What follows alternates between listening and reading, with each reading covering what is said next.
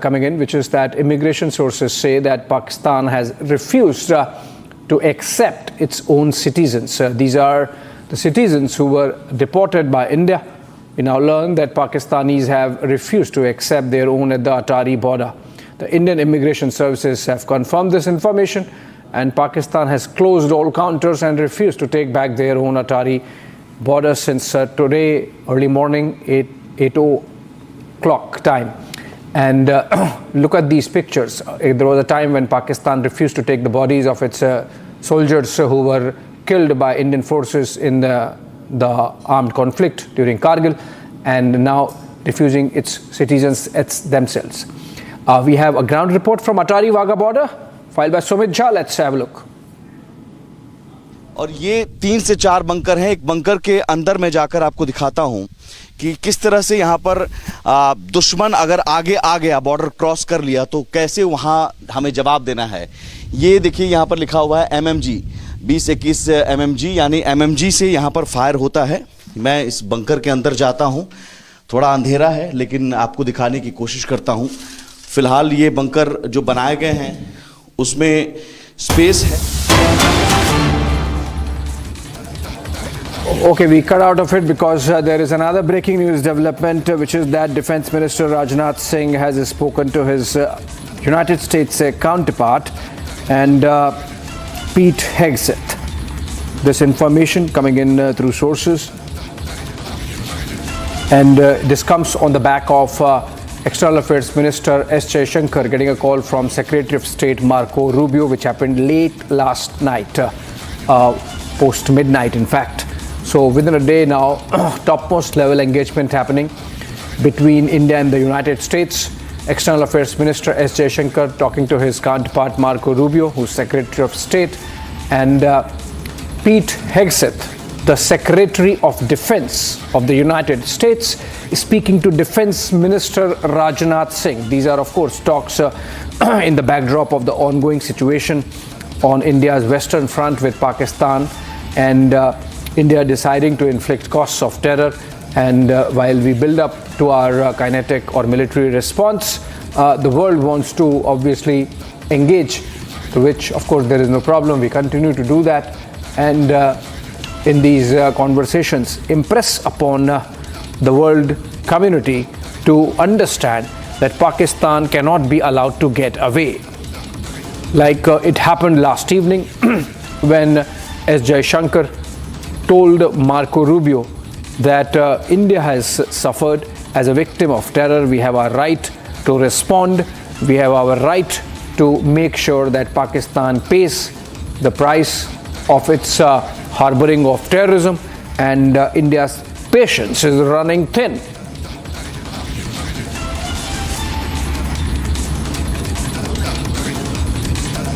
Okay, and as these hectic parleys go on, essentially we are seeing world community getting involved.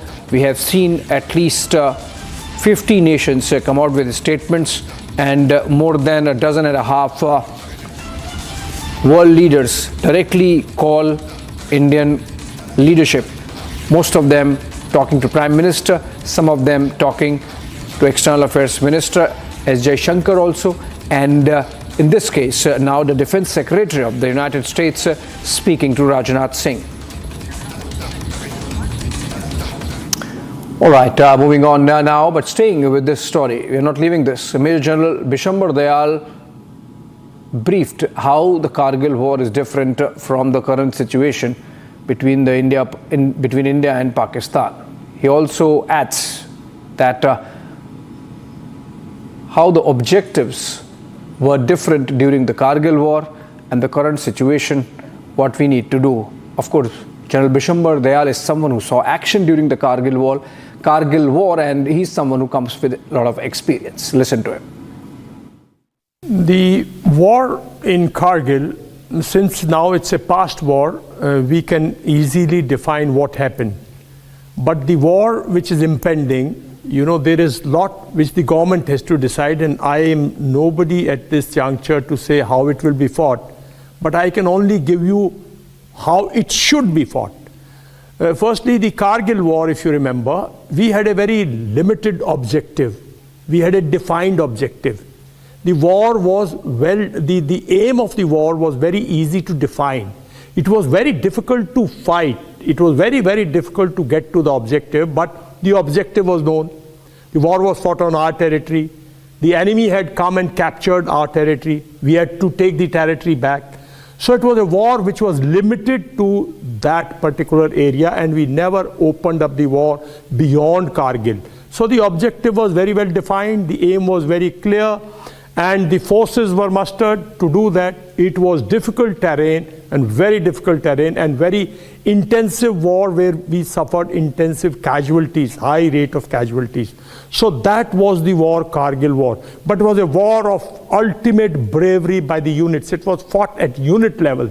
Our units fought it. I mean, there was no strategic move, there was no strategic maneuvering, there was no, I would say, grand strategy. If we have to now fight a war, the aim of the war would be what? We have to think of it. No, the objective of the war. The aim of the war is to bring Pakistan to a situation, to a negotiating table where it is on our terms and conditions, and either Pakistan completely agrees to eliminate the terrorism from its own territory and eliminate all support of terrorism which is providing to us, and also to resolve the J&K issue once for all. If the objective is like that, then probably I'm of the opinion that war cannot be limited to POK. Why should India go to POK? Why should it suffer more casualties? It's difficult terrain, he's prepared, we are face to face, he's also ready, we are also ready. Why should we suffer casualty? We have massive superiority over Pakistan in terms of air power, in terms of naval power, in terms of mechanized power. We have these forces which are much more superior and where we have much more quick results. Quick results, when I say, does not mean that the result is ready, but where when we draw him to battle, we not only inflict casualties on him, but we will inflict heavy economic casualties on him, because he would have to mobilize his forces, he will have to use his mechanized forces, mobilization, his air power if he mobilizes whatever limited navy he has got, he is going to incur heavy expenditure in terms of economy, no? So the war, next war, and this war, and India must fight, because you see, in last 30 years, he had not come to negotiating table. The Kargil war doesn't lead him to negotiating table. He never came there for any negotiation. He never made any concession. He had captured our territory. We threw him back. We captured our territory. In this case, the war will be fought on our terms and conditions. The war will be fought on the terrain of Pakistan. The war will, if we fight a war, the war will be against his strategic strength, against his strategic objectives, against his strategic power so the war, next war will be very, very intense war. It will be across the front if India has to fight.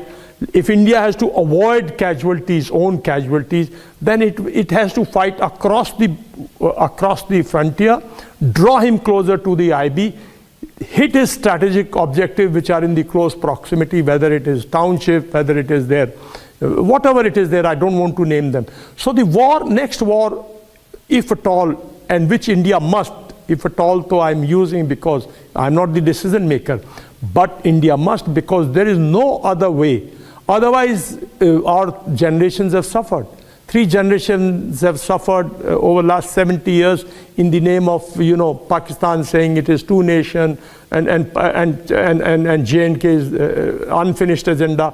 What I'm saying is, this agenda must finish on our terms and conditions, and we must take POK. If we go to war, we will suffer. We will also suffer economically. We will also have some casualty, but we can withstand that. And in the next war, we must diminish his military power. Remember, in Kargil, we did not diminish his military power. His aircraft remained intact. His mechanized forces remained intact. His artillery, bulk of artillery remained intact. We only captured and demolished, threw him away from our territory, killed his people. We need to destroy his military power, his mechanized forces, his air forces, his naval capability. When we do that, then the next war will be different, and probably there will be a long, long time, like the Second World War ended, and Europe did not have major war for long, long time. That sort of a result we got to achieve, which results into his military leadership being overthrown by its political leadership, and its political leadership sees the day of the light and comes to a negotiating table and agrees to the terms and conditions which India wants. So the next war, if we fight, will be much different than, it should be different than Kargil. It should not be limited. It should not be limited to an area. It should not be area-centric. It should be broad-centric in drawing his major military power and destroying the military power. Staying with this, more on this, in fact, and reports coming in that Pakistan has again attempted infiltration, and in doing so, 5 infiltrators were killed, with Indian security agencies engaging that module. This encounter happened, and heavy exchange of firing took place in border areas. Let's have a look. We are here in Marshal village, which is located just 10 kilometers from the LoC, making it a very easy route, a very easy point for the infiltrators to get inside this side of the Kashmir and to get even into the interiors of Kashmir. Now today we bring you a story of infiltration that took place 3 years back. 3 years back, 5 group of men, a group of infiltrators had chosen the route of Shamsha Bari mountain. This is the very mountain, this is the very active route as per the villagers of Marshal village. This has been a very active route chosen by the infiltrators from the other side. They chose the Shamsha Bari mountain via the Ragini village to get inside the Marshal village. And now when they came down, they crossed this particular bridge, this river bridge, and came up here. Now the attempt, the motive that day was to even get into the interiors of Kashmir, but due to the extreme weather conditions and the snow-capped mountains, the infiltrators were restricted and could not move ahead. So that very day they tried to take accommodation here in this village, in the nearby houses. However, they were denied by the villagers, and that's when they found this particular house, which used to be a 2-story house back then. The day they arrived here and took a haven here inside this house, the military officials, the army officials were tipped off about this. And the very next day, the army officials had arrived. As per the locals, back then it used to be a 2-story house wherein these 5 infiltrators had stayed here. Now the very next day when the army officials had arrived here after the trip off, they came here on this side of the road. As soon as the convoy of the army officials arrived here, since it used to be a 2-story building, one of the infiltrators came outside and started firing at the army convoy. However, the firing continued, the exchange of the firing continued. It started at 11 a.m. and ended at 7 p.m. You can, if we zoom in the camera, you can see the holes. These holes are the witness of the heavy exchange of firing that took place back then, 3 years back, between the army officials and the 5 infiltrators. This encounter continued from 11 a.m. and 7 p.m. and then all the 5 infiltrators were killed after 8 hours, which started at 11 a.m. and ended at 7 p.m. All the 5 infiltrators were killed after 8 hours of heavy exchange between the army officials and the infiltrators. This is one such story, but if locals are to be believed, Marshal village has witnessed many such stories of infiltration over the years. All right, as India prepares its military response, all arms of the defense forces are in a state of operational readiness. The Indian Navy is conducting live fire drills in the Arabian Sea off the Porbandar coast in Gujarat. These exercises involve full spectrum of naval capabilities, including surface-to-surface missile launches, even some under-surface operations which involve our submarines. Our executive editor Niranjan Narayan Swamy explains this to you with great detail. Take a listen. There is an intense India-Pakistan face-off in the Arabian Sea. And this is as naval posturing heats up of both India and Pakistan, and the tensions between both nations have found a new flashpoint, and that is in the Arabian Sea. The Indian Navy is currently, as we speak, conducting live firing drills in the Arabian Sea off the coast of Porbandar. And this is off the coast of Gujarat. And these exercises, the naval exercises, involve a full spectrum of naval capabilities, including surface-to-surface missile launches, gunnery practice, underscoring India's intent to maintain a robust maritime posture in the region. Now, these drills are being carried out as part of a planned naval readiness operation and are aimed at enhancing combat preparedness, joint operational coordination in the Arabian Sea, and that's the message that our Navy is sending out. What is most interesting is the proximity.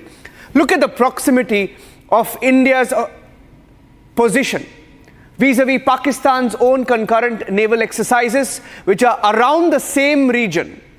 And Indian naval units are reported to be holding their drills about 85 nautical miles from the area where Pakistan naval forces are conducting live fire maneuvers of their own.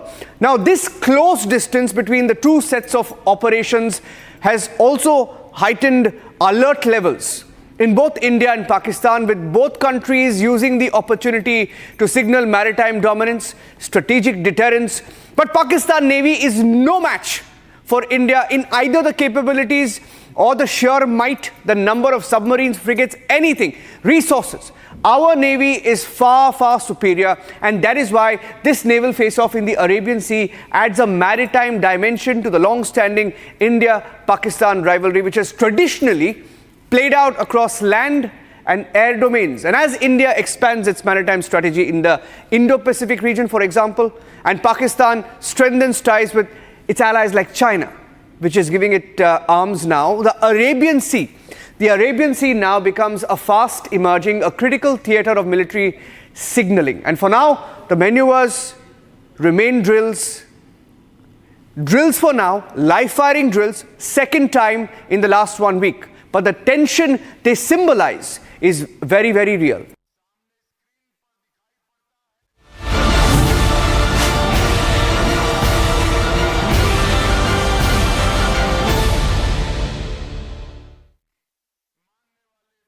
Hi, this is Chef Ranveer Brar. Guarantee you brilliance on behalf of IIHM. दादी के हाथों का जादू और खुशबू से महकता घर, माँ की मुस्कुराहट और खाने की सुगंध। MDH गरम मसाला, क्योंकि हर रिश्ता है स्वाद से जुड़ा।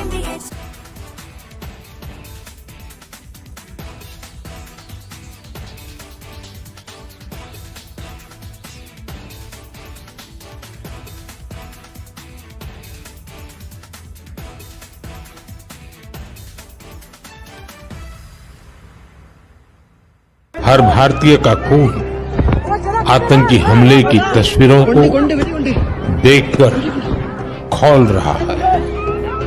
India will identify, track and punish every terrorist. We will pursue them to the ends of the earth.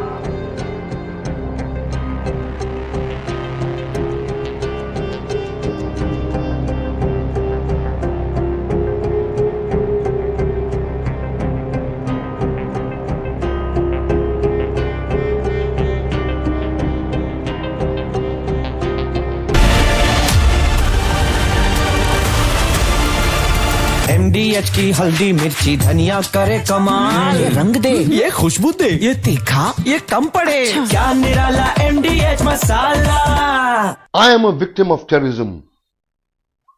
I suffered the worst possible genocide and ethnic cleansing.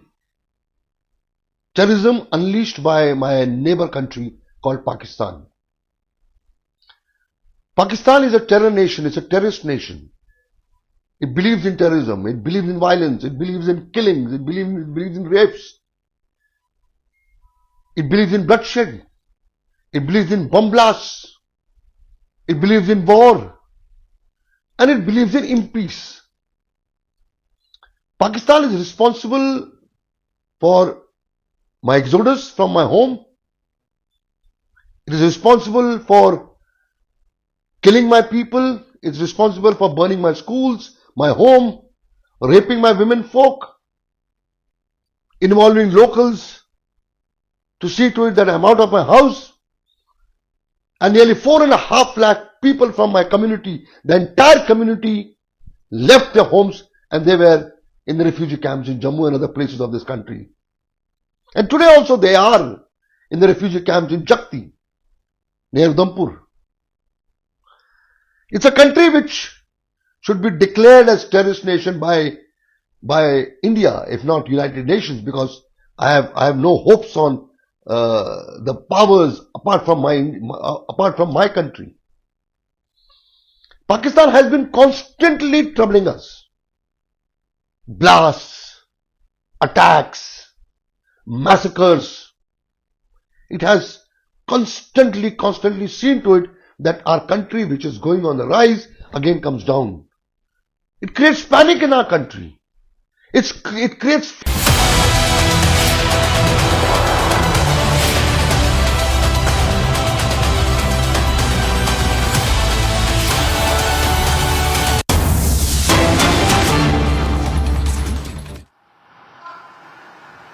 अपनी लड़ाई लड़े हैं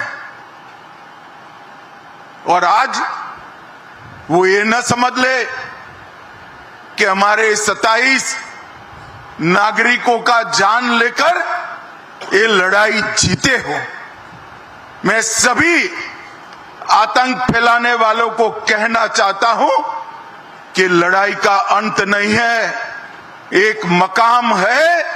हर व्यक्ति को चुन चुन कर जवाब भी मिलेगा, जवाब भी लिया जाएगा।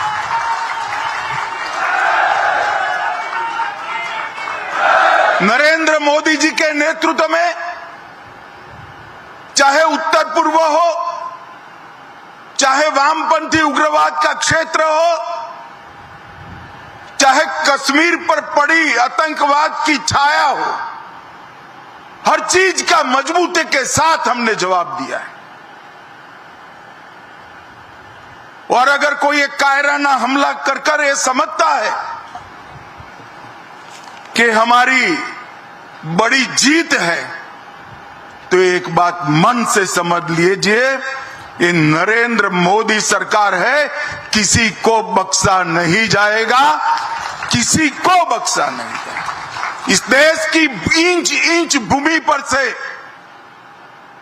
आतंकवाद को मूल समेत उखाड़ने का हमारा संकल्प है और वो सिद्ध होकर रहेगा। और इस लड़ाई में न केवल 140 करोड़ भारतीय, पूरी दुनिया भारत के साथ खड़ी है। लामबंद होकर सभी दुनिया के देश एक मुश्त होकर आतंकवाद के खिलाफ ये लड़ाई में भारत की जनता के साथ खड़े हैं। और मैं फिर से संकल्प दोहराना चाहता हूं, जब तक आतंकवाद समाप्त नहीं होगा हमारी लड़ाई चालू रहेगी। और जिन लोगों ने एक कृत्य किया है उसका उचित दंड उनको निश्चित रूप से दिया जाएगा। भाइयों बहनों, आज बोडोफा उपेंद्रनाथ ब्रह्मा की 9 फुट ऊंची प्रतिमा का यहां अनावरण किया गया। बोडोफा न केवल बोडोलैंड के लिए, न केवल बोडो जाति के लिए, समस्त आदिवासी समुदाय के लिए सम्मान, पहचान और समान अधिकारों की लड़ाई के लिए जाने जाते हैं। इतने छोटे से कालखंड में देश के एक विषम क्षेत्र में जन्मे आदिवासी बच्चे ने पूरे जनजातीय समाज को एकजुट कर अपने अधिकार के लिए शांतिपूर्ण मार्ग पर लड़ने की शिक्षा दी। हम बोडो है, इसका हमें गर्व है और इस सूत्र को लेकर बोडोफा ने दारुण गरीबी में जीने वाले मैं आज उन सभी आतंक की भेंट चढ़ने वाले हमारे नागरिकों को, उनके परिवारजनों को कहना चाहता हूं, एक क्षति सिर्फ आपकी क्षति नहीं है, आपके जितना ही दर्द देश के हर नागरिक के दिल में है, हर नागरिक इतना ही दुख का अभिव्यक्ति करना चाहता है। और मैं आज पूरे देश की जनता को यह बताना चाहता हूं कि 90 के दशक से कश्मीर में जो आतंकवाद चला रहे हैं, उनके खिलाफ हमारे प्रधानमंत्री नरेंद्र मोदी जी का जीरो टॉलरेंस का नीति है।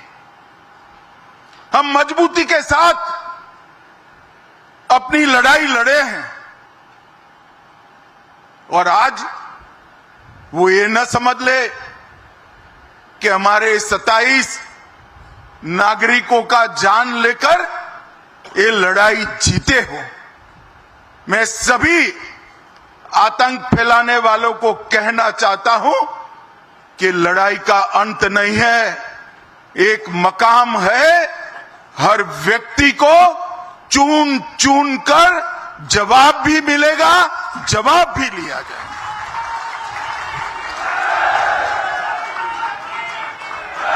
नरेंद्र मोदी जी के नेतृत्व में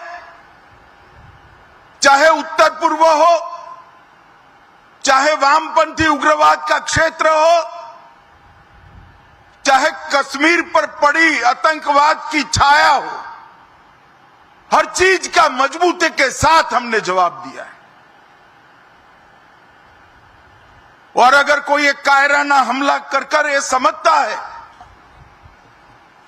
कि हमारी बड़ी जीत है, तो एक बात मन से समझ लीजिए, ये नरेंद्र मोदी सरकार है, किसी को बख्शा नहीं जाएगा, किसी को बख्शा नहीं जाएगा। इस देश की इंच इंच भूमि पर से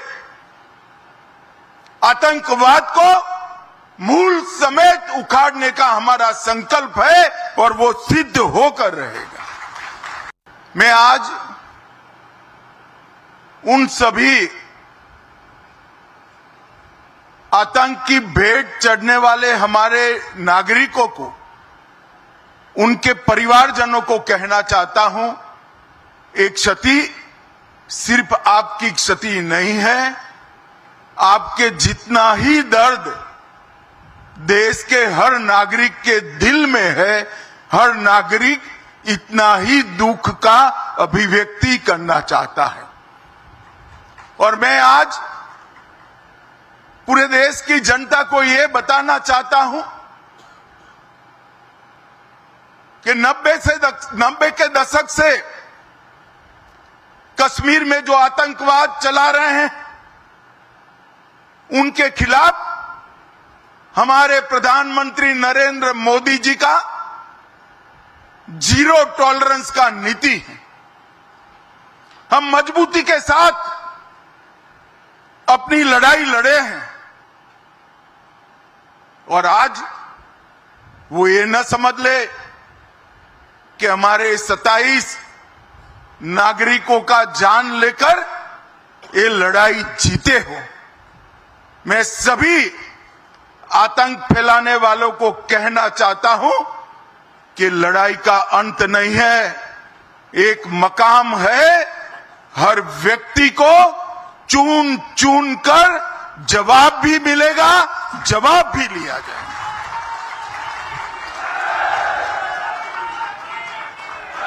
नरेंद्र मोदी जी के नेतृत्व में चाहे उत्तर पूर्व हो, चाहे वामपंथी उग्रवाद का क्षेत्र हो, चाहे कश्मीर पर पड़ी आतंकवाद की छाया हो, हर चीज का मजबूती के साथ हमने जवाब दिया है। और अगर कोई एक कायराना हमला कर कर ये समझता है कि हमारी बड़ी जीत है, तो एक बात मन से समझ लीजिए, ये नरेंद्र मोदी सरकार है, किसी को बख्शा नहीं जाएगा, किसी को बख्शा नहीं जाएगा। इस देश की इंच इंच भूमि पर से आतंकवाद को मूल समेत उखाड़ने का हमारा संकल्प है और वो सिद्ध होकर रहेगा। मैं आज उन सभी आतंक की भेंट चढ़ने वाले हमारे नागरिकों को, उनके परिवारजनों को कहना चाहता हूं, एक क्षति सिर्फ आपकी क्षति नहीं है, आपके जितना ही दर्द देश के हर नागरिक के दिल में है, हर नागरिक इतना ही दुख का अभिव्यक्ति करना चाहता है। और मैं आज पूरे देश की जनता को यह बताना चाहता हूं कि 90 के दशक से कश्मीर में जो आतंकवाद चला रहे हैं, उनके खिलाफ हमारे प्रधानमंत्री नरेंद्र मोदी जी का जीरो टॉलरेंस का नीति है। हम मजबूती के साथ अपनी लड़ाई लड़े हैं और आज वो ये न समझ ले कि हमारे 27 नागरिकों का जान लेकर ये लड़ाई जीते हो। मैं सभी आतंक फैलाने वालों को कहना चाहता हूं कि लड़ाई का अंत नहीं है, एक मकाम है। हर व्यक्ति को चुन चुन कर जवाब भी मिलेगा, जवाब भी लिया जाएगा।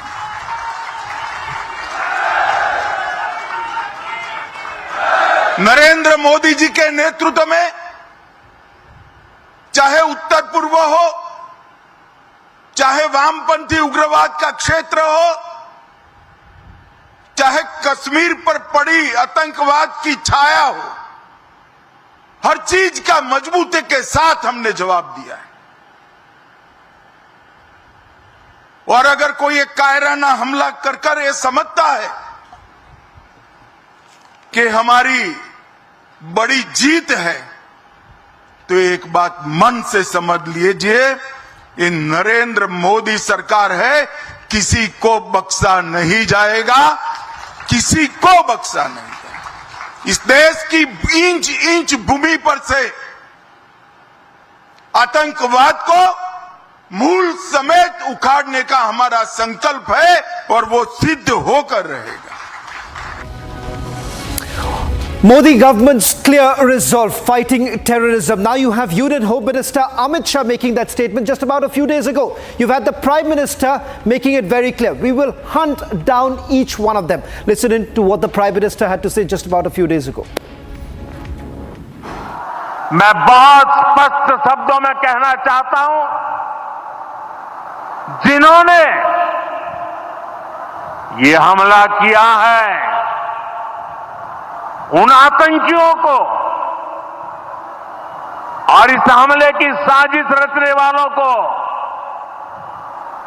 उनकी कल्पना से भी बड़ी सजा मिलेगी। सजा मिलकर के रहेगी। Today from the soil of Bihar I say to the whole world, India will identify, track and punish every terrorist and their backers. We will pursue them to the ends of the earth.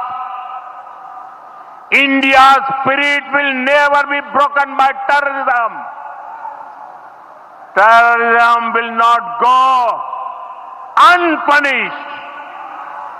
Every effort will be made to ensure that justice is done. The entire nation is firm in this resolve. How India pays back, it's our timing, our choice. That's what the government had to say. Ladies and gentlemen, as far as Pakistan is concerned, Pakistan has done this in the past. They did not take back their own soldiers. Now they're not taking back their own citizens. A report coming in from Atari. In fact, with Pakistani nationals being asked to leave India, Pakistanis have refused to take them. Now, this report that has been filed by my colleague Sumit, coming in from Atari, gives you a clear example of where Pakistan stands today. They do not even stand with their own citizens. Take a look. और ये 3 से 4 bunker हैं। एक bunker के अंदर मैं जाकर आपको दिखाता हूं कि किस तरह से यहाँ पर दुश्मन अगर आगे आ गया, बॉर्डर क्रॉस कर लिया, तो कैसे वहाँ हमें जवाब देना है। ये देखिए यहाँ पर लिखा हुआ है MMG 20-21 MMG, यानी MMG से यहाँ पर फायर होता है। मैं इस बंकर के अंदर जाता हूँ।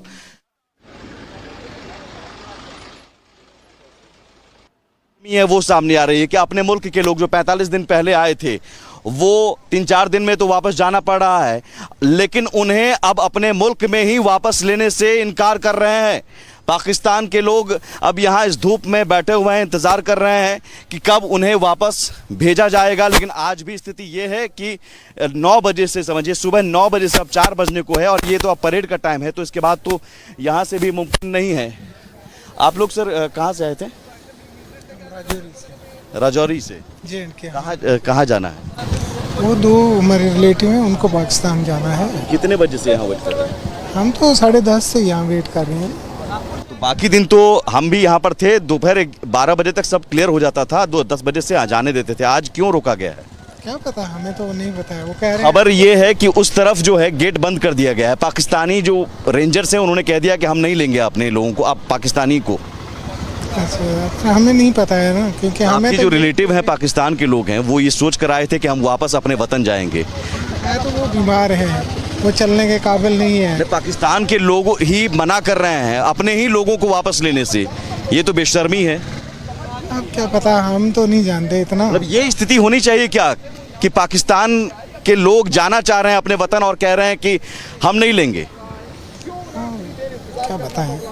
और भी लोग हैं जो यहाँ पर पाकिस्तान से आए थे और इंतजार कर रहे थे कि हम वापस जाएंगे, लेकिन अब जो कि टूरिस्ट भी आने लगे हैं, यानी परेड का समय हो गया है। आज ये यहीं रह सकते हैं, इन्हें वापस नहीं लिया गया। एक तरह से आप इसे मान सकते हैं कि अब कोई भी बातचीत नहीं होगी, इन्हें वापस नहीं लिया जा रहा है। कुछ और भी लोग हैं जो इधर उधर गाड़ी से निकल कर, चूंकि गाड़ी में धूप है तो कुछ इधर बैठे हुए हैं, उनसे भी हम बात करने की कोशिश करते हैं। आपके अपने ही वतन वापस नहीं लिया जा रहा है, आपके अपने ही लोग वापस नहीं ले रहे हैं आपको, क्या कहेंगे? कुछ नहीं बोलना है, यहीं इंतजार करते रहेंगे क्या? यहीं इंतजार करते रहेंगे? 2 मिनट आवाज नहीं आ रही, आप इसे नीचे कर लीजिए, आवाज नहीं आ रही है। हम नहीं हैं, हम इधर के हैं। हाँ, तो आपके रिलेटिव होंगे। नहीं, वो पीछे हैं। तो उनको वापस नहीं लिया जा रहा है। अब हम क्या कर सकते हैं? क्या कर सकते? बात नहीं। आप कहाँ से आए हैं? आप कहाँ से आए हैं? हम राजौरी से आए। कहाँ जाना है आपको? जाना था इनको डिपोर्ट किया है, उसके लिए जाना था इनको। ये कौन है आपके? ये मेरी कज़न है। तो इनको डिपोर्ट किया गया है, लेकिन पाकिस्तान इन्हें वापस नहीं ले रहा है। हमें ये पता नहीं है, बॉर्डर तक हम पहुँचे नहीं। आप 10:30 बजे आए थे सुबह 10:30 बजे से वहाँ वेट कर रहे हैं। जी। पाकिस्तान में कहाँ से आई थी आप? ये नहीं बोल सकते। एक सेकंड नीचे की, थोड़ा नीचे कीजिए। फैसलाबाद से जी। आपको पता है कि पाकिस्तान की तरफ से गेट बंद कर दिया गया है? अच्छा, नहीं पता। वो लोग वापस नहीं ले रहे हैं, इसलिए यहाँ से आप अंदर नहीं जा पा रही हैं। जी जी। Well, joining us from Atari border is Sumit. Sumit, इस वक्त क्या जानकारी है, क्योंकि थोड़ी देर पहले हमें यह बताया जा रहा था कि पाकिस्तानी रेंजर्स ने गेट्स बंद कर दिए गए थे। क्या इसके पीछे कोई कारण उन्होंने बताया कि आखिरकार क्यों बंद कर रहे हैं?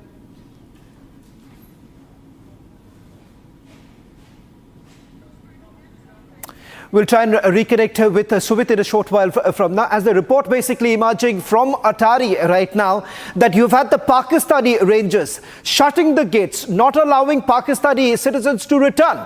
In fact, typical to what the Pakistanis have done. In fact, this is a similar situation also playing out as far as the Afghan border is concerned. Now, let me go back to my colleague Sumit. Sumit, जो सवाल मैं पूछ रहा था वो कि क्या कुछ जानकारी मिल पा रही कि आखिरकार पाकिस्तान अपने ही नागरिकों को क्यों नहीं लेना चाह रहे?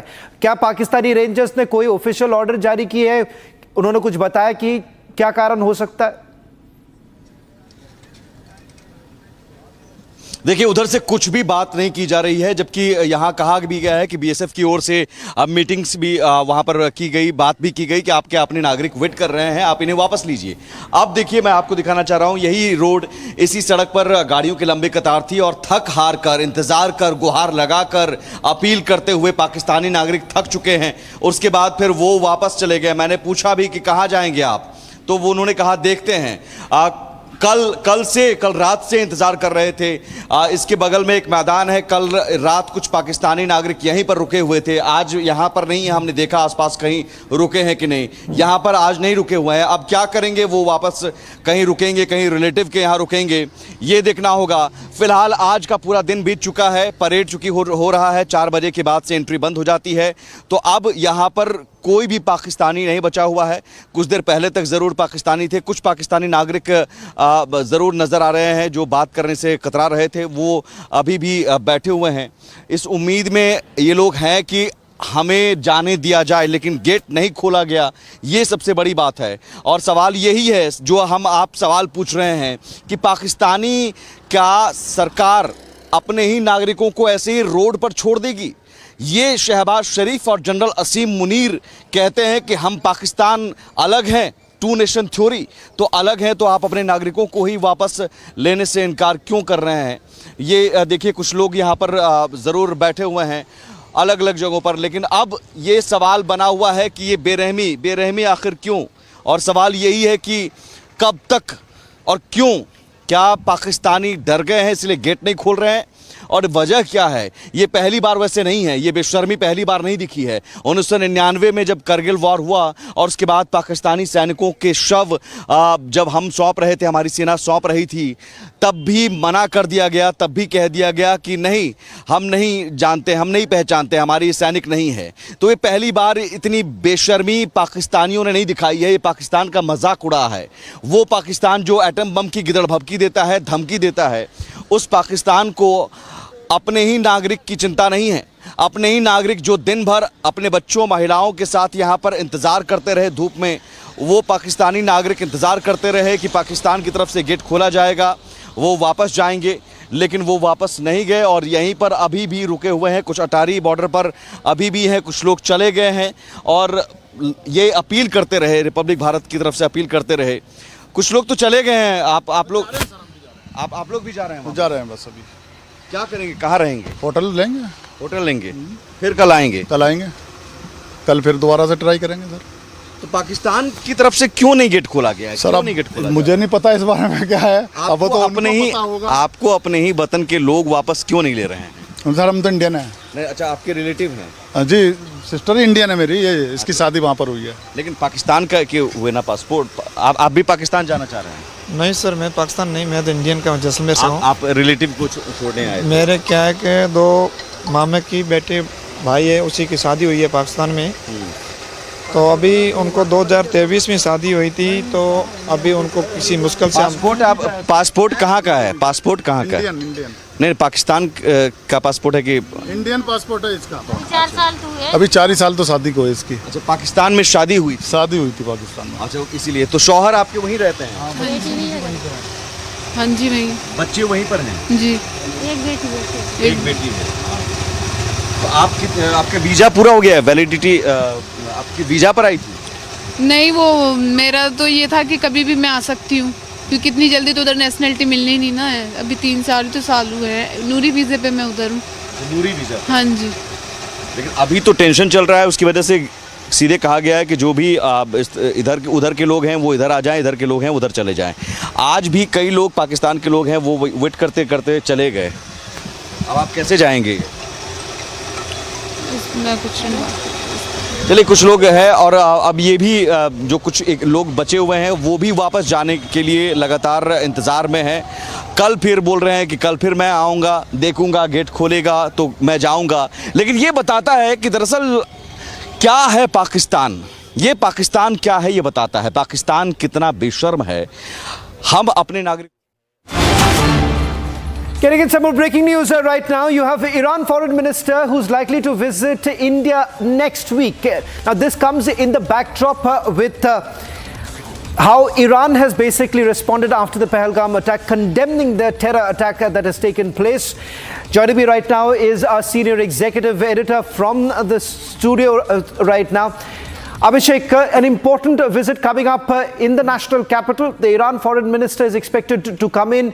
Is this in the backdrop of what's happened here in Pahalgam, or there is something more to the agenda? Well, this is a visit that was already in the works, Shravan, and so we are getting to hear that now he's coming.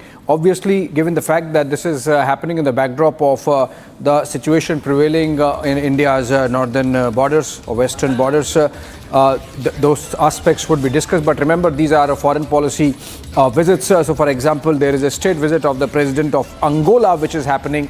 He arrives tonight and is in New Delhi from from May 2nd to May 4th. And he's going to meet the Prime Minister, the President, and typically whatever goes with a state visit. So this is in line with all those visits. But given the fact that Iran is a nation which is connected with both India and Pakistan, the fact that even Iran has, remember, Shravan, faced terrorism emanating out of Pakistani soil in the Sistan border, for example, in the Sistan province, for example, the Sistan Balochistan, what that is called on the Iranian side of the border between Iran and Pakistan. So obviously there are common concerns also. Hopefully those would be discussed. Okay, there's one more breaking news now coming in. Now, back-to-back meetings that are actually taking place. Now, Pakistan is completely jittery right now. We're given to understand Pakistan envoy to the United States of America has now urged President Trump to intervene to help stop the war. In fact, this is a statement that was made by the Pakistani ambassador a short while back. Earlier in the day, you've had the Chinese ambassador visiting Islamabad. In fact, we're being told that the meeting took place with the Pakistani Prime Minister. Here you have once again the Pakistanis completely worried as to what is coming their way. Now, once again, going back to the United States of America and China for help. That's all that we could get you right now. On the other side, getting you the latest details coming in from the border areas as how India is prepared to respond to the violations that have taken place in the last few days.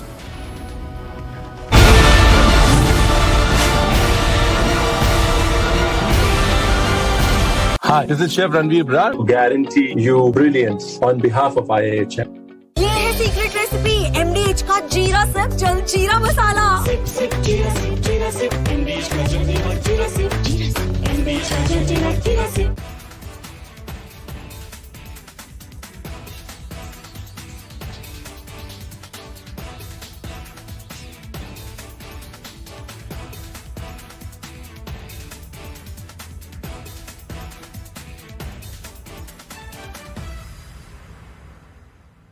I am a victim of terrorism. I suffered the worst possible genocide and ethnic cleansing. Terrorism unleashed by my neighbor country called Pakistan. Pakistan is a terror nation, it's a terrorist nation. It believes in terrorism, it believes in violence, it believes in killings, it believes in rapes. It believes in bloodshed. It believes in bomb blasts. It believes in war, and it believes in peace. Pakistan is responsible for my exodus from my home. It is responsible for killing my people. It's responsible for burning my schools, my home, raping my women folk, involving locals to see to it that I'm out of my house. And nearly 4.5 lakh people from my community, the entire community, left their homes and they were in the refugee camps in Jammu and other places of this country. And today also they are in the refugee camps in Jakti, near Udhampur. It's a country which should be declared as terrorist nation by India, if not United Nations, because I have no hopes on the powers apart from my country. Pakistan has been constantly troubling us. Blasts, attacks, massacres. It has constantly seen to it that our country, which is going on the rise, again comes down. It creates panic in our country. It creates fear in our country. It creates divide in our country. So what are we waiting for? Let me remind you, I think we have a very short memory. I don't know till how long we will remember Pahalgam. They did this to us in 1990. 1995, 6 foreign tourists were kidnapped and one was beheaded by them. 2000, 32 Amarnath Yatris were killed. They were Hindus. They are killing us because we are Hindus. That's what they did in Pahalgam. They asked our name, they asked our religion, and they shot us. And I have no qualms of saying that we are killed, we have suffered the worst genocide. It's only because on religious basis. We are killed, we are out of our homes, we are raped, our schools burnt, is only because we are Hindus. We are in trouble because we are Hindus. And we have to accept it. If you don't accept it, it's your problem. 2002, 9 were killed in Pahalgam base camp. So this attack in Pahalgam is not for the first time. 2001, Shesnag Yatris, 13 Yatris were killed. 2007, bus of Yatris, 8 were killed. And today, 26 were killed. The screams and the shouts and the crying of women, men, kids have made us insane. You go there to enjoy yourself. We are told that the situation in the valley is fine, is brilliant. Come as tourists. They also call us, come. The travel agents call us and we are shot in that place and then suddenly we don't know where to go. This entire country of ours is bleeding, is suffering to the peak. There is so much of insaneness, there is so much of impeace, there is so much of sadness in our country. Candles are not going to help us. Therefore, I, as a victim of terrorism, refugee in my own country, I appeal to my Prime Minister, I appeal to my Government of India, a strong Prime Minister and a strong government, destroy Pakistan. Destroy it. Otherwise, it is a gangrene, it is cancer. Chemotherapy will not work. You have to operate. Surgery has to be done. What did they do in Pulwama? What did they do in Uri? There are lines of massacre and attacks. What did they do in Mumbai? And other places, parts of the country? I, therefore, once again appeal to my Honorable Prime Minister that destroy this country. From Asia's largest news headquarters, setting the agenda for Bharat.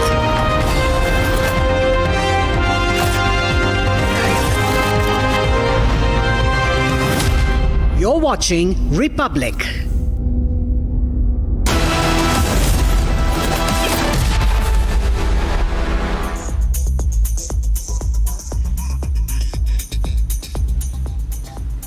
Welcome friends to 6 at 6 Thursday edition. The fact that we are in war mode as India preps up its response, a military response to the Pahalgam terror attack.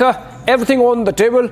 We are going to focus on how the preparations are going on from naval drills of the Arabian Sea, and then of course Air Force getting ALH Dhruv, even as our leadership makes it clear its resolve that this is the time to punish terror, its backers, and of course Pakistan. All that and more. Let me get you a breaking news development coming in, which is that Union Home Minister Amit Shah has made a statement giving a stern warning to Pakistan and to terrorists that we will make sure that each and every perpetrator of the Pahalgam terror attack is brought to justice. Let's listen in to the Union Home Minister Amit Shah. आज उन सभी आतंक की भेंट चढ़ने वाले हमारे नागरिकों को, उनके परिवारजनों को कहना चाहता हूं, एक क्षति सिर्फ आपकी क्षति नहीं है, आपके जितना ही दर्द देश के हर नागरिक के दिल में है, हर नागरिक इतना ही दुख का अभिव्यक्ति करना चाहता है। और मैं आज पूरे देश की जनता को यह बताना चाहता हूं कि 90 के दशक से कश्मीर में जो आतंकवाद चला रहे हैं, उनके खिलाफ हमारे प्रधानमंत्री नरेंद्र मोदी जी का जीरो टॉलरेंस का नीति है। हम मजबूती के साथ अपनी लड़ाई लड़े हैं और आज वो ये न समझ ले कि हमारे 27 नागरिकों का जान लेकर ये लड़ाई जीते हो। मैं सभी आतंक फैलाने वालों को कहना चाहता हूं कि लड़ाई का अंत नहीं है, एक मकाम है। हर व्यक्ति को चुन चुन कर जवाब भी मिलेगा, जवाब भी लिया जाएगा।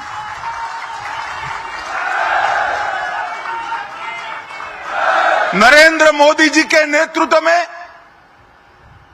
चाहे उत्तर पूर्व हो, चाहे वामपंथी उग्रवाद का क्षेत्र हो, चाहे कश्मीर पर पड़ी आतंकवाद की छाया हो, हर चीज का मजबूती के साथ हमने जवाब दिया है। और अगर कोई एक कायराना हमला कर ये समझता है कि हमारी बड़ी जीत है, तो एक बात मन से समझ लीजिए, ये नरेंद्र मोदी सरकार है, किसी को बख्शा नहीं जाएगा, किसी को बख्शा नहीं जाएगा। इस देश की इंच इंच भूमि पर से आतंकवाद को मूल समेत उखाड़ने का हमारा संकल्प है और वो सिद्ध होकर रहेगा। Well, if the context is political resolve and political will to make sure that India as a nation backs their armed forces, even as they plan to inflict costs and take our revenge, Prime Minister Modi led from the front. Just a few days back, he made this speech, and listen in to understand what's the level of the resolve. मैं बहुत स्पष्ट शब्दों में कहना चाहता हूं, जिन्होंने ये हमला किया है, उन आतंकियों को और इस हमले की साजिश रचने वालों को उनकी कल्पना से भी बड़ी सजा मिलेगी। सजा मिलकर के रहेगी। Today from the soil of Bihar, I say to the whole world, India will identify, track and punish every terrorist and their backers. We will pursue them to the ends of the earth. India's spirit will never be broken by terrorism. Terrorism will not go unpunished. Every effort will be made to ensure that justice is done. The entire nation is firm in this resolve. Another breaking news development, a good news there. The ALH Dhruv helicopters that were grounded on some technical grounds are up again. The Hindustan Aeronautics Limited has cleared the operational role for the advanced light helicopters and both the Army and the Air Force versions. And a statement to that effect was made by the HAL, saying that in furtherance of the clarification dated 11th of April, it is now intimated that the advanced light helicopters, Dhruv Army and Air Force versions are cleared for operations based on the Defect Investigation Committee recommendations.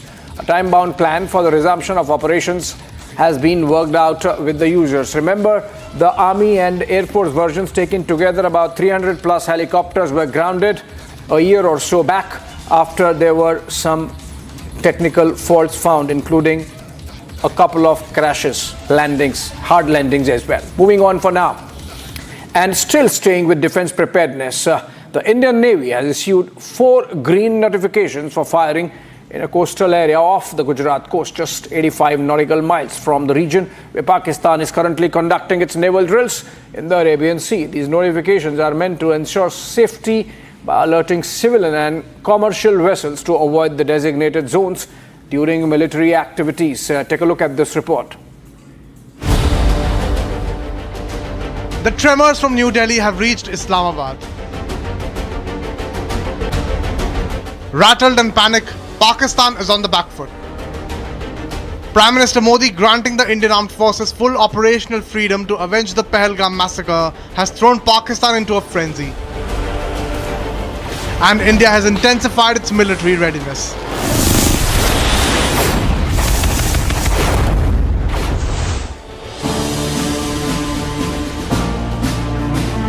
The Indian Navy has issued 4 green notifications for firing in a coastal area off the Gujarat coast, just 85 nautical miles from the region where Pakistan is currently conducting its naval drills in the Arabian Sea.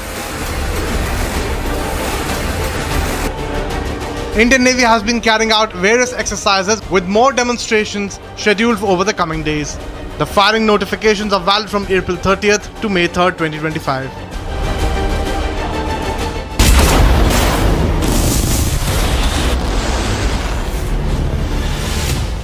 Pakistan has issued its 4th naval missile firing notification in the past week, but has not launched any missile on the previous 3 occasions.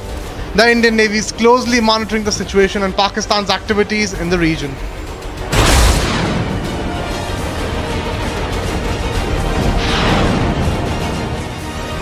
These live drills come days after the indigenous guided missile destroyer INS Surat tested a medium-range surface-to-air missile.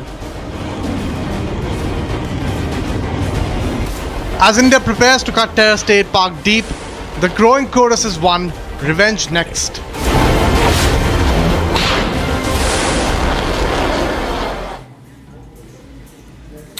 All right, these exercises are going on in the Arabian Sea with both the navies carrying these out side by side. But if the conventional superiority of India vis-a-vis Pakistan is clearly marked, it is in the naval domain, with the Indian Navy up there vis-a-vis its Pakistani counterpart. If you want to understand where the two stand, take a look at this explainer by Sucharita.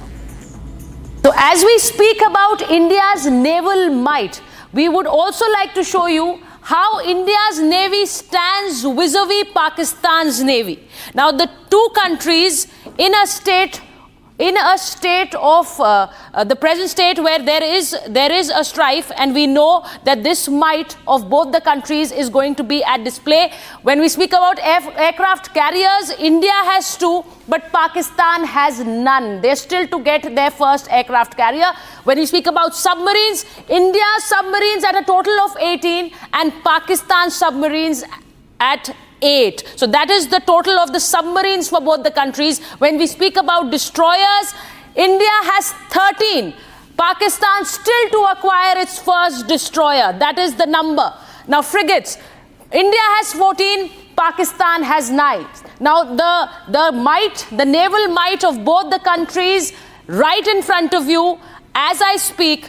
I'm speaking about the corvettes. India has 18, Pakistan has 9. Now the naval might of both the countries, in a straight comparison, the patrol vessels, India has 135, Pakistan has 69. So that comparison of the patrolling vessels and the total naval personnel, India has 1,42,252 and Pakistan has 1,24,800. So that is the number of naval personnel who are reporting into these countries. Okay, on to another breaking news development this time. Indian diaspora expressing its anger, angst and the sense of outrage, now protesting outside the Pakistan embassy at The Hague in the Netherlands. And these are pictures coming in of the protests that were held earlier in the day. Remember, we have seen these protests outside Pakistani missions around the world by Indian community, from London to San Francisco to Melbourne to other places. And now these protests at The Hague in the Netherlands, Pakistani High Commission there, Pakistani embassy there, facing these protests. Peaceful protests, but nevertheless expression of anger, frustration, angst, and an outrage, sense of outrage that Pakistan continues to harbor and nurture terrorism and launch terrorist attacks.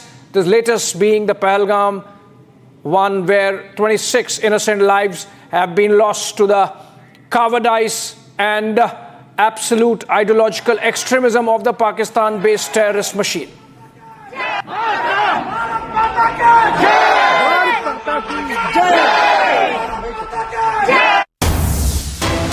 All right, another back-to-back breaking this time.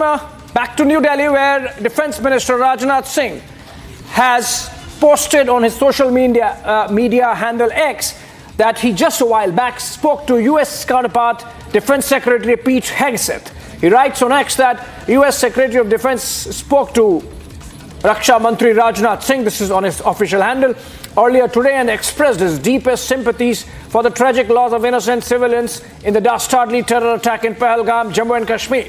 Secretary Hegseth said that the US stands in solidarity with India and supports India's right to defend itself. Now that's a very indicative comment coming in from the US Defense Secretary, that India, whatever it needs to be done to exercise our right to defend, we will do that, and the United States concurs with that. Hegseth continued to reiterate the strong support of the US government in India's fight against terrorism, and during the conversation, Rajnath Singh told the Secretary of Defense that Pakistan has a history of supporting, training and funding terrorist organizations. He further said that it is important for the global community to explicitly and unequivocally condemn and call out such heinous acts of terrorism. A two-way communication at the topmost levels. Remember, this comes on the back of a call between External Affairs Minister and Secretary of State Jaishankar and Rubio respectively. And the two together form the 2+2 committee, high-level engagement committee between India and the United States, where the foreign ministers and the defense ministers have a regular annual dialogue. Defense minister there making it clear that India, as a victim of terror, reserves its right to punish terrorism emanating from Pakistan. Preet Hegseth agreeing with it. All right. All right, moving on. Many bunkers have been built near the Longewala border. Remember the site in Rajasthan, which saw action in 1965-71 wars both. And we have a ground report coming in from there about the kind of preparations that have been put in place. Take a look. ये सरहदी इलाका और यहां से पाकिस्तान की सीमा बस महज तकरीबन 4 से 5 किलोमीटर ही है। तो ये लोहे का बंकर यहां पर दोबारा से फिर से मेंटेन किया गया है ताकि अगर हमारी इस सीमा में दुश्मन देश पाकिस्तान घुसने की हिमाकत करता है तो इस बंकर के जरिए हमारे सेना के जवान पाकिस्तानी आर्मी को माकूल जवाब दे सके। इस रेत में चलना बहुत मुश्किल है क्योंकि रेत बहुत गर्म है और टेम्परेचर भी यहां पर तकरीबन 55 डिग्री सेल्सियस के आसपास है, लेकिन इस तापमान में भी लगातार हमारी सेना के जवान इस पूरे इलाके में गश्त कर रहे हैं और इन बंकरों पर लगातार जो है वो निगरानी रखी जा रही है। बीएसएफ के आईजी भी आज इस जैसलमेर के सरहदी इलाके में पहुंचे थे और उस इलाके में पहुंचकर उन्होंने आज सीमा पर पूरी तरह से लगातार जो है वो पेट्रोलिंग और मॉनिटरिंग की, साथ ही वहां पर मौजूद सेना के जवानों से भी उन्होंने मुलाकात की। बीएसएफ के आईजी जब बीकानेर पहुंचते हैं वहां पर डीजी के साथ बैठक होती है और आगे सीमा सुरक्षा को लेकर रणनीति क्या होगी इसको लेकर विस्तृत चर्चा की गई। एक और बंकर हम आपको दिखाएं, दरअसल वो लोहे का बंकर था और ये सीमेंटेड बंकर जो है वो तैयार किया गया है। सीमेंट कंक्रीट की ये मोटी चादर है इस बंकर में जिसके इस्तेमाल से इस बंकर को तैयार किया गया है। और अगर इस बंकर के रास्ते की बात करें तो एक ये प्रवेश द्वार है इस बंकर के अंदर सेना के जाने का। इस प्रवेश के द्वार के जरिए सेना के लोग जो हैं, हमारे जवान जो हैं, वो इस बंकर में प्रवेश करेंगे और ये इस बंकर की पोजीशन वाली जगह है। यहां से सेना के जवान जो हैं वो इस बंकर के अंदर पहुंचकर पोजीशन ले सकते हैं। 2 खिड़कियां हैं इस बंकर में, पहली ये, दूसरी ये, और इसमें आप देख सकते हैं शटर भी लगा हुआ है, यानी कि अगर यहां पर लगातार सेना के इस बंकर पर गोलीबारी होती है तो खिड़की का ये शटर जो है वो बंद कर सकते हैं। कुल मिलाकर इस मोटे बंकर को बनाए जाने का मकसद यही है कि इस बंकर के जरिए हमारे सुरक्षा बल जो हैं वो इस मोर्चे पर डटे रह सके और तकरीबन 9 से 10 इंच मोटाई की इस बंकर की दीवार है जिस पर गोलियां पूरी तरह से बेअसर हैं। कुल मिलाकर हमारे देश की सेना की अब कोशिश यही है कि अगर पाकिस्तान की तरफ से इस जैसलमेर बॉर्डर पर किसी भी तरह की हिमाकत की जाती है तो उस हिमाकत का माकूल जवाब दिया जा सके। All right, even as we continue to bring these ground reports with our reporters spread across our western front from Kutch in Gujarat to Longewala in Rajasthan to Punjab and Jammu and Kashmir, of course. Here's what Army is doing, a tease of our tank power. Take a look. Tank man, you're a tank man. Be proud to be a tank man. Be proud to be a tank man. You're a brave man. You're a tank man.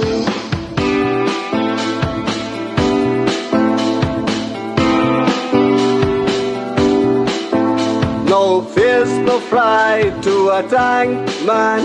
No left, no right to a tank man. No day or night to.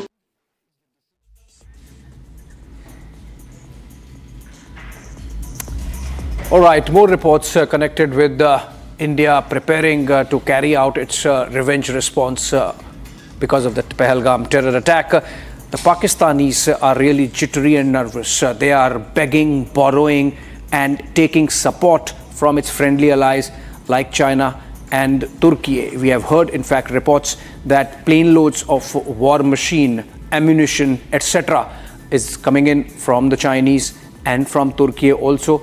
Have a look at one of those reports. As tensions between India and Pakistan simmer once again, a new actor appears to be inching closer to the stage. With the rhetoric of brotherhood and symbolic gestures of military cooperation, Turkey is projecting itself as a stakeholder in South Asia's volatile geopolitics.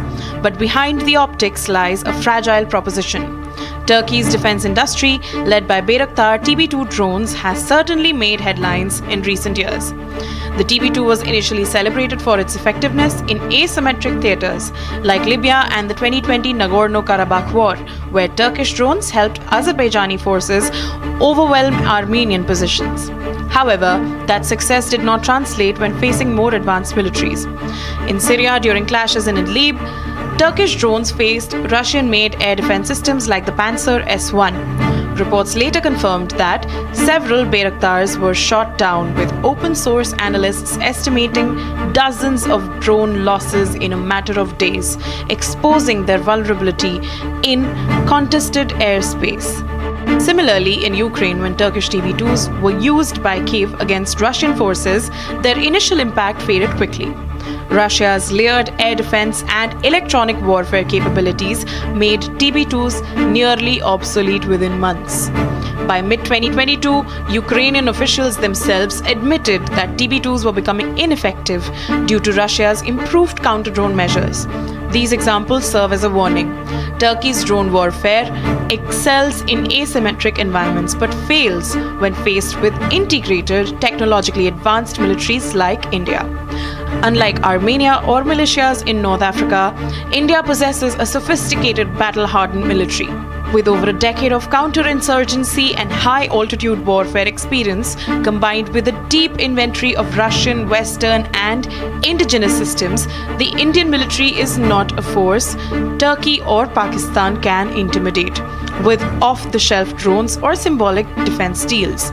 India's air defense network, including systems like Akash S-400 and indigenous radar integration, is designed to neutralize threats like the TB2. Its electronic warfare and cyber capabilities further compound the challenge for any adversary hoping to use low observable or remotely piloted platforms. For Turkey, engaging with Pakistan in South Asia is a political gesture. Ankara gains visibility in the Muslim world, appeases its domestic Islamist base, and tries to revive its Ottoman-era image of leadership in Muslim geopolitics. But should conflict escalate, Turkey has the luxury to disengage. Pakistan does not. Moreover, tying Pakistan's defense strategy to Turkish support creates a dangerous dependency. Unlike China, Turkey has no border, no forward bases, and no direct stake in Pakistan's regional survival. In a real conflict scenario, Turkey will be watching from afar. Pakistan will be fighting and absorbing the consequences. For Turkey, antagonizing India is a high-risk, low-reward venture. Pakistan must not forget that India's annual defense budget dwarfs Pakistan's by nearly a 10:1 ratio. Its defense ecosystem is increasingly self-reliant, integrated, and adapted to the subcontinent's operational environment, unlike Turkey's export-grade equipment, which has shown clear weaknesses when tested in high-threat zones. Therefore, tactical cooperation and arms deals can offer marginal benefits, but they do not change the broader strategic imbalance. Pakistan's recent public enthusiasm about a brotherly alliance with Turkey risks becoming a strategic distraction. It promotes the illusion of external backing in a conflict where realistically Pakistan will stand alone. As history shows, foreign partners may offer words and weapons, but not always protection. Turkey's own battlefield track record shows clear limits. Its drones and military exports may be headline-friendly, but their battlefield credibility collapses against peer adversaries with real-time electronic warfare, air denial, and satellite-backed targeting, all of which India possesses. What appears today as solidarity may turn tomorrow into abandonment, leaving Pakistan to absorb the fallout alone, again.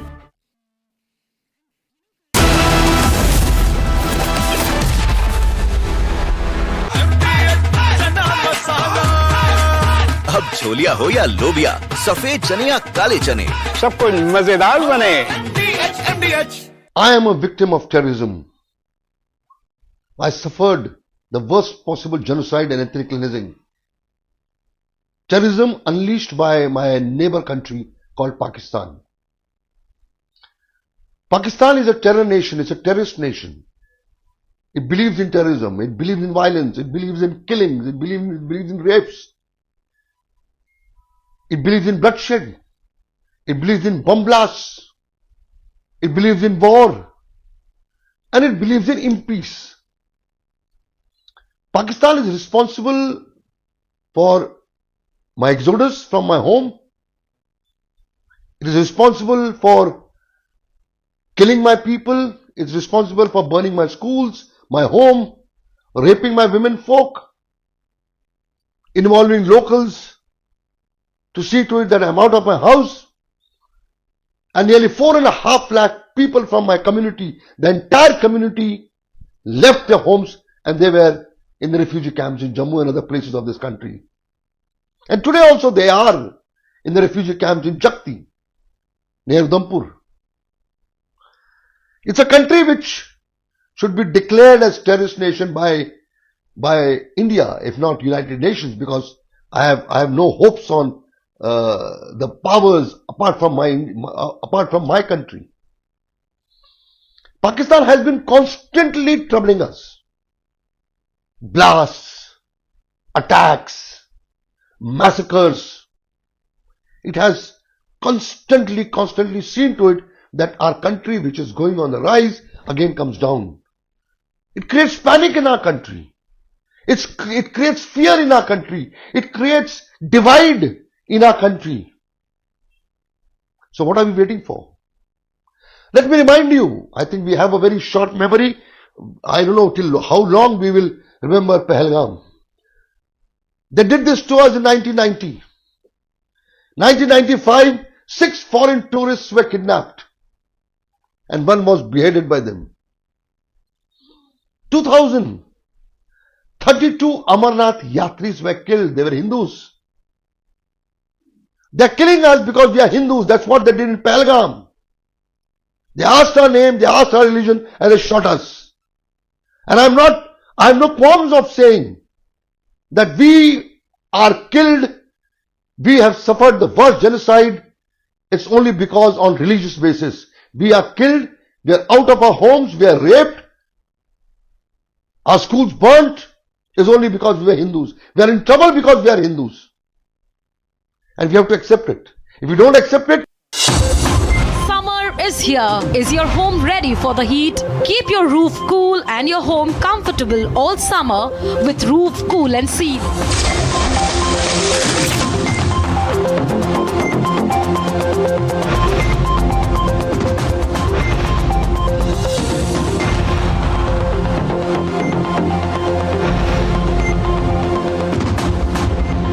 पसीना मत बहाओ, Berger roof cool and seal लगाओ।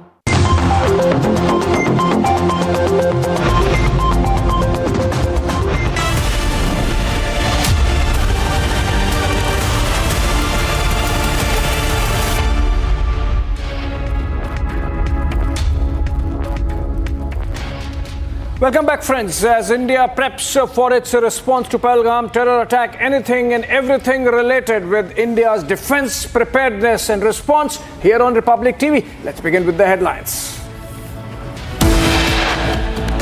आने वालों को कहना चाहता हूं कि लड़ाई का अंत नहीं है, एक मकाम है। हर व्यक्ति को चुन चुन कर जवाब भी मिलेगा, जवाब भी लिया जाएगा। No one will be spared. Amit Shah issues a stern warning on the Pahalgam massacre, reiterates that every terrorist will be hunted down and not be spared.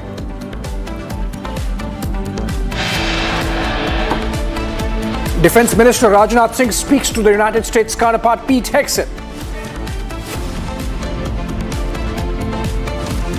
Partial coup in Pakistan as ISI Chief Lieutenant General Asim Malik made National Security Advisor Shehbaz Sharif sidelined by Pakistan ISI. The Pakistanis have refused to accept their own at the Atari-Wagah border, close all counters.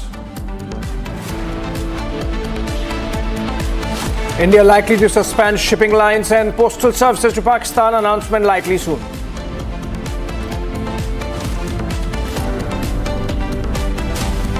After Navy, Coast Guard has now increased patrolling in the northwestern region.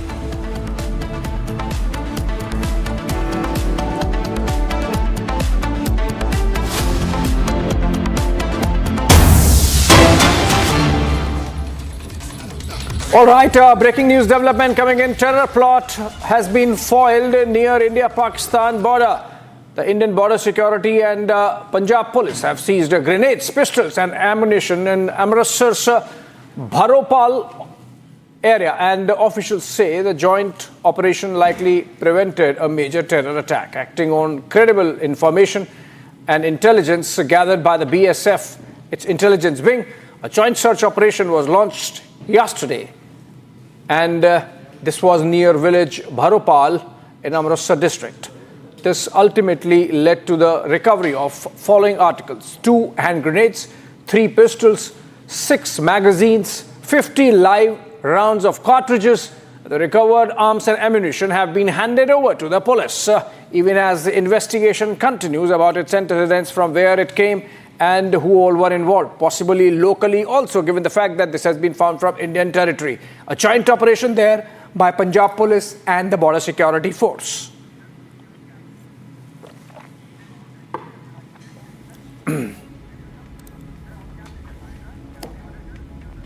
All right, moving on. The jittery Pakistan, citing security concerns, has announced the closure of specific portions of the Karachi and Lahore airspace for 4 hours each day during the month of May, going on till May 31st. And it has put all airports across the country in a state of general high alert. Media reports said on Thursday. The development comes amid heightened tensions between Pakistan and Islamabad, between India and Pakistan post the Pahalgam terror attack and Islamabad's apprehension of retaliatory action by New Delhi. Remember, they are holding midnight press conferences and holding press conferences with fabricated evidence and concocting a narrative. And amidst all this, preparing whenever India responds. The restricted airspace will be closed daily from 4 a.m. to 8 a.m. local time between May 1 and May 31. Seems more like Pakistan playing some petty mind games, because this does not affect India's preparation and our will to make sure that perpetrators of Pahalgam terror attack are punished.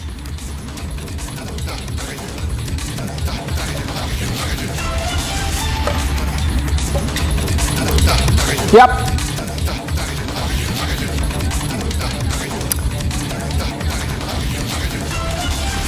All right, moving on. As Indian Navy carries out its live fire exercises in the Arabian Sea, one of its warships, the INS Surat, is visiting the city on which it is named, Surat in Gujarat. It docked at Hazira port just a while back, and these are pictures of INS Surat reaching the city on which it is named in Gujarat, and was welcomed by the local city leadership there, including the Surat Member of Parliament Mukesh Dalal.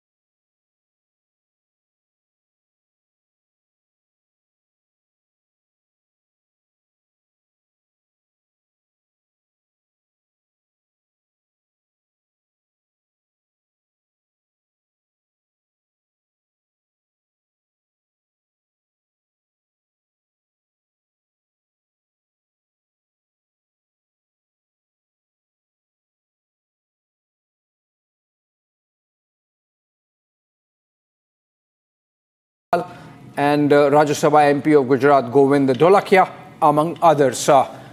In Surat, which had seen action during the last week's live fire exercises in which even a BrahMos missile was flight tested. These are pictures of INS Surat in Gujarat.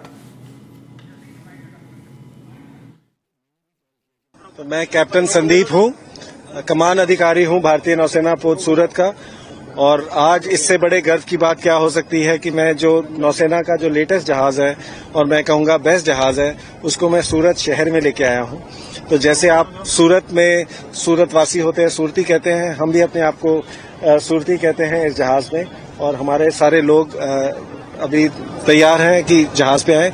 और जिस हिसाब से हमारा welcome हुआ है, दोनों member of parliament, honourable member of parliament jetty पे खड़े हैं इतनी गर्मी में, मैं तो दाद देता हूं उनकी। एंड भी बहुत गर्व की फीलिंग है मेरे लिए। खासियत क्या है, थोड़ा सा ये जहाज भारतीय नौसेना का डिस्ट्रॉय श्रृंखला में आता है, जिसका जो मल्टी मिशन के लिए होता है, चाहे जो हमारा टारगेट हो, चाहे पनडुब्बी हो या दुश्मन का जहाज हो या दुश्मन का एयरक्राफ्ट हो, उन सबको ये इसमें इतनी क्षमता है कि उन सबको टारगेट कर सकता है, प्लस हेलीकॉप्टर्स कैरी करता है। All right, these exercises of warships, war machine, visiting these kind of civilian centers strengthens India's resolve as a nation, and of course gives the society the confidence that we have it in us in terms of our war machine to inflict costs. That's why INS Surat there in Surat, Gujarat. Moving on, another breaking news development coming in, which is on the diplomatic front, with the Iranian foreign minister expected to visit New Delhi. And this is next week. He's going to be in New Delhi for 2 days, May 8 and 9. And this is part of an ongoing dialogue between the two countries. But what gains significance, why this gains significance is that this is happening in the backdrop of the ongoing tense situation in the region. And Minister of Israel, I beg your pardon, Iran, Abbas Araghchi, visiting New Delhi next week. He's also, of course, apart from External Affairs Minister, he's going to meet National Security Advisor Ajit Doval. Remember, Araghchi is someone who had made a statement just a couple of days back that Iran is a friend of both India and Pakistan and would want the tensions not to escalate.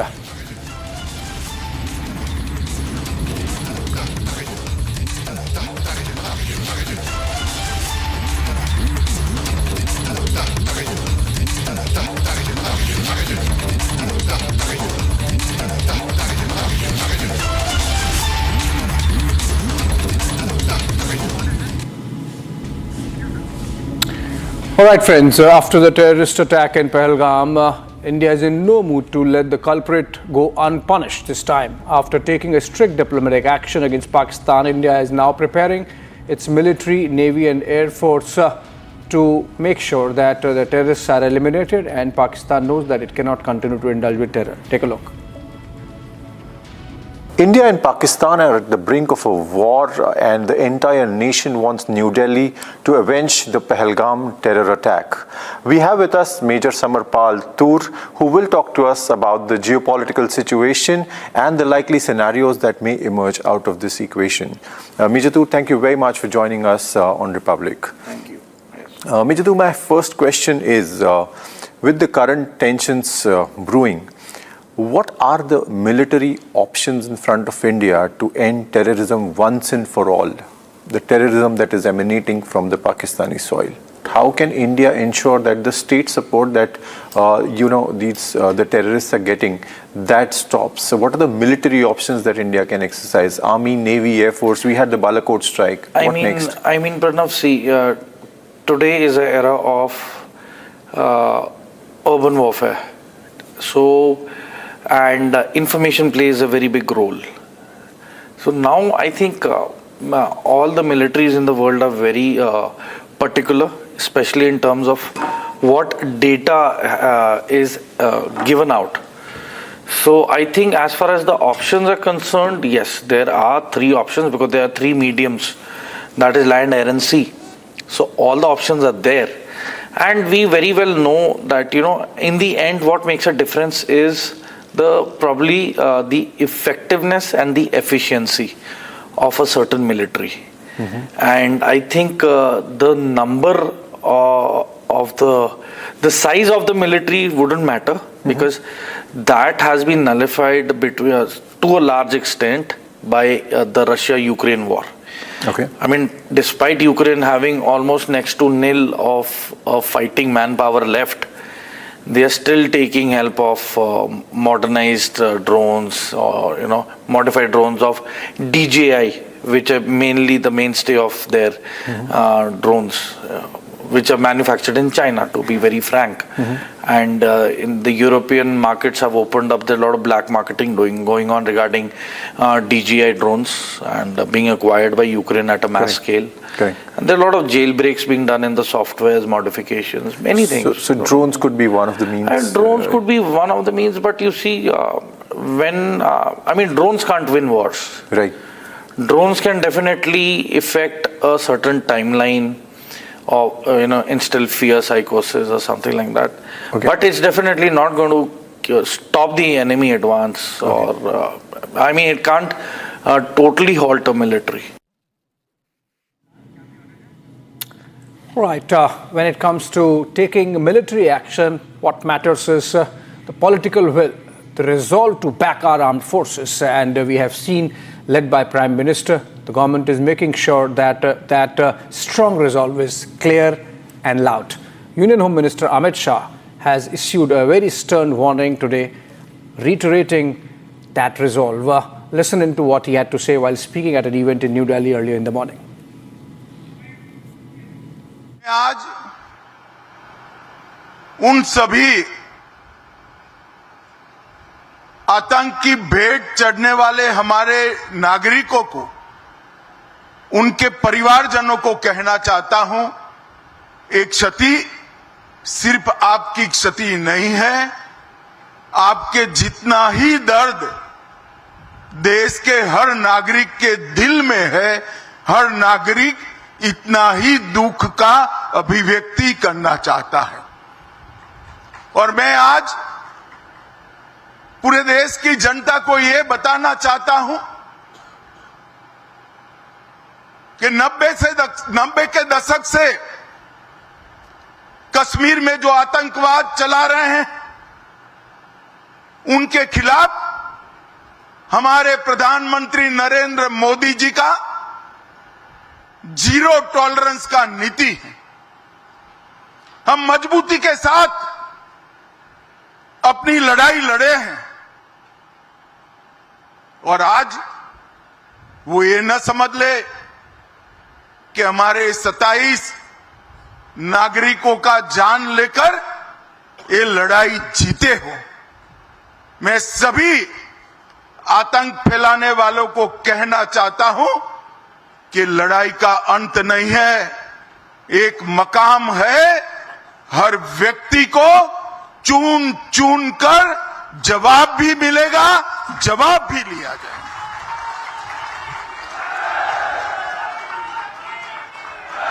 Narendra Modi ji के नेतृत्व में चाहे उत्तर पूर्व हो, चाहे वामपंथी उग्रवाद का क्षेत्र हो, चाहे कश्मीर पर पड़ी आतंकवाद की छाया हो, हर चीज का मजबूती के साथ हमने जवाब दिया है। और अगर कोई एक कायराना हमला कर ये समझता है कि हमारी बड़ी जीत है, तो एक बात मन से समझ लीजिए, ये नरेंद्र मोदी सरकार है, किसी को बख्शा नहीं जाएगा, किसी को बख्शा नहीं जाएगा। इस देश की इंच इंच भूमि पर से आतंकवाद को मूल समेत उखाड़ने का हमारा संकल्प है, और वो सिद्ध होकर रहेगा। While this is political will at the top, what's the national sentiment on the ground? What's the vox populi? What is going on in the minds of the people? Are they sure that this is the time when Pakistan should be made to pay the price? Are they with the nation's forces? Republic travelled to Tawang in Arunachal Pradesh to get those voices for you. Listen in. In Eastern Front, Tawang is one of the most visited tourist destination, and even after the escalation in the Western Front, particularly in Pahalgam and Kashmir Valley, there have been rise in tourist footfall in Tawang. We are with some tourists out here in Tawang. We'll listen to them. They had also visited Kashmir earlier. They are now in Arunachal Pradesh. What are the concerns they share? How they see the experiences in border places and also the hostilities, be it from the Pakistan side or here in the LSE from the Chinese side. There have been hostilities as far as our neighbors are concerned. So how do you see this hostility and the threats that are being issued by China, as well as the threat that has already been triggered by Pakistan? As far as Pakistan, there is...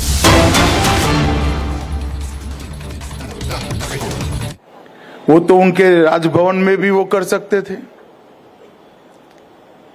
उन्होंने दिल्ली वासियों को ये स्थान दिखाने के लिए बुलाया है कि दिल्ली अब बदल रही है।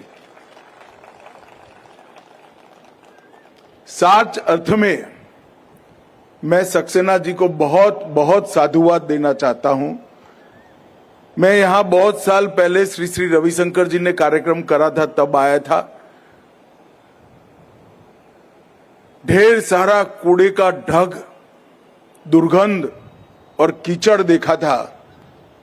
मैं पहले भी भगवान बिरसा मुंडा की प्रतिमा का अनावरण करने गया और आज गुजरात और महाराष्ट्र दिन पर आया हूं। लगता ही नहीं है कि मैं पहले कभी यहां आया था। तो सक्सेना जी, आपको बहुत बहुत बधाई। यमुना के इस तट पर कालंदी के Right, moving on for now. That was Union Home Minister Amit Shah speaking at a public event in New Delhi. We're taking a short break. On the other side, Shravan and Niranjan are back with This Is Exclusive.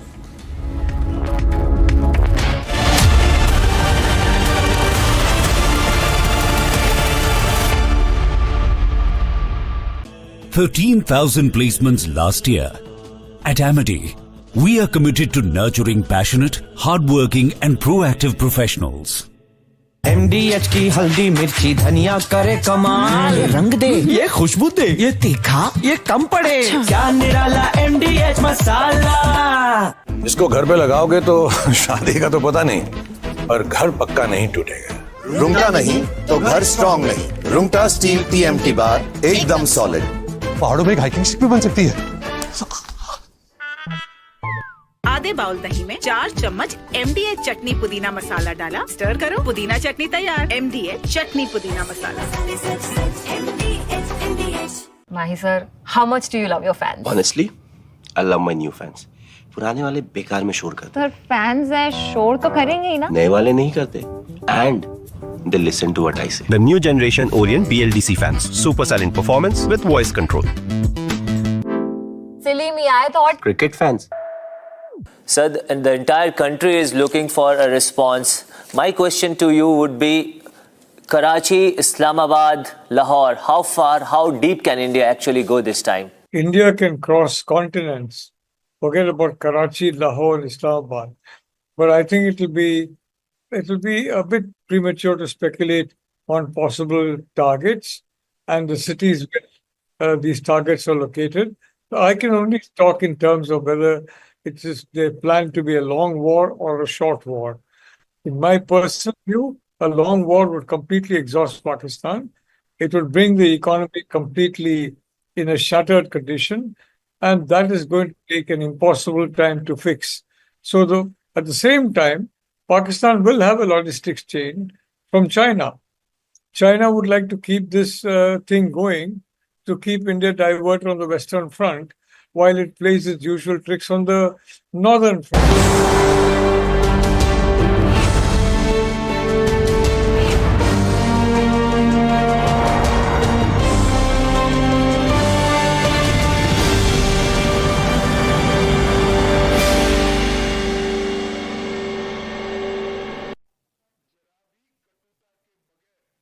Hi, this is Chef Ranveer Brar. Guarantee you brilliance on behalf of IAHM. अब छोलिया हो या लोबिया, सफेद चने या काले चने, सबको मजेदार बने। Mahi sir, how much do you love your fans? Honestly, I love my new fans. पुराने वाले बेकार में शोर करते सर फैंस है शोर तो करेंगे ही ना नए वाले नहीं करते and they listen to what I say. The new generation Orient BLDC fans. Super silent performance with voice control. सिली में आए तो और Cricket fans. दादी के हाथों का जादू और खुशबू से महकता घर, माँ की मुस्कुराहट और खाने की सुगंध, MDH गरम मसाला। क्योंकि हर रिश्ता है स्वाद से जुड़ा. Question is there that how deep India can strike in Pakistan.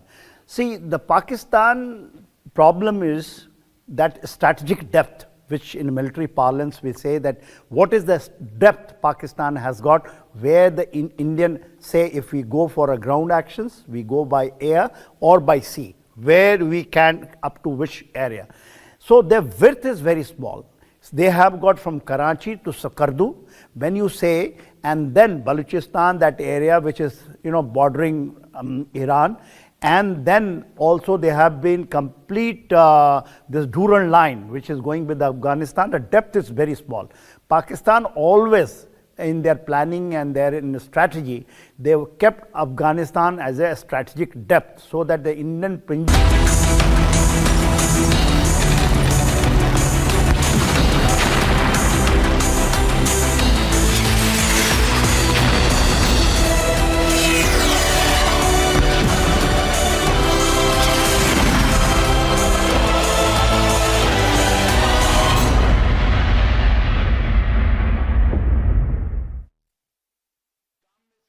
13,000 placements last year.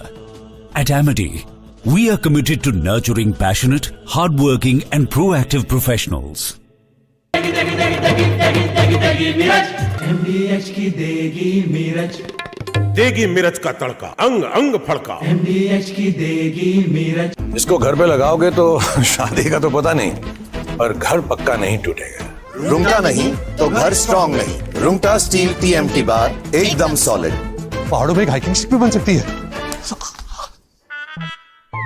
ये है सीक्रेट रेसिपी MDH का जीरा सिर्फ जल जीरा मसाला।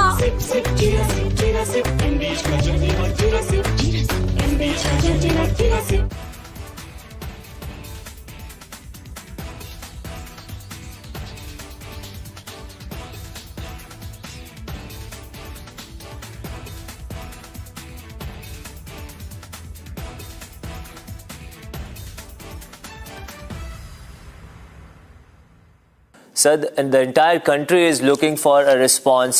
My question to you would be, Karachi, Islamabad, Lahore, how far, how deep can India actually go this time? India can cross continents. Forget about Karachi, Lahore, Islamabad. But I think it will be a bit premature to speculate on possible targets and the cities where these targets are located. So I can only talk in terms of whether they plan to be a long war or a short war. In my personal view, a long war would completely exhaust Pakistan. It would bring the economy completely in a shattered condition, and that is going to take an impossible time to fix. So at the same time, Pakistan will have a logistics chain from China. China would like to keep this thing going to keep India diverted on the Western Front, while it plays its usual tricks on the northern front, on our northern front. Now, the point is, India has the capacity to fight on two fronts, but China will also provide logistical help to Pakistan, there's no doubt about it. Now, we have got a lot of agreements in place with the United States. I think, I'm sure that by now the Prime Minister would have alerted the US White House and Department of Defense to ensure that we also have a seamless logistics chain, in which case, quite frankly, I don't think this war will continue very long for a simple reason. The Pakistan economy will collapse completely, and that is the end of, frankly, any capacity to wage war. So the question is, building up a seamless logistics a supply arrangement with our friend and ally, the United States. And I'm very certain the Prime Minister Modi has signed all the important agreements. I think the trade agreement also is either signed or very close to signature, which will probably be the first country to sign that. So from that point of view, I see no problem for us.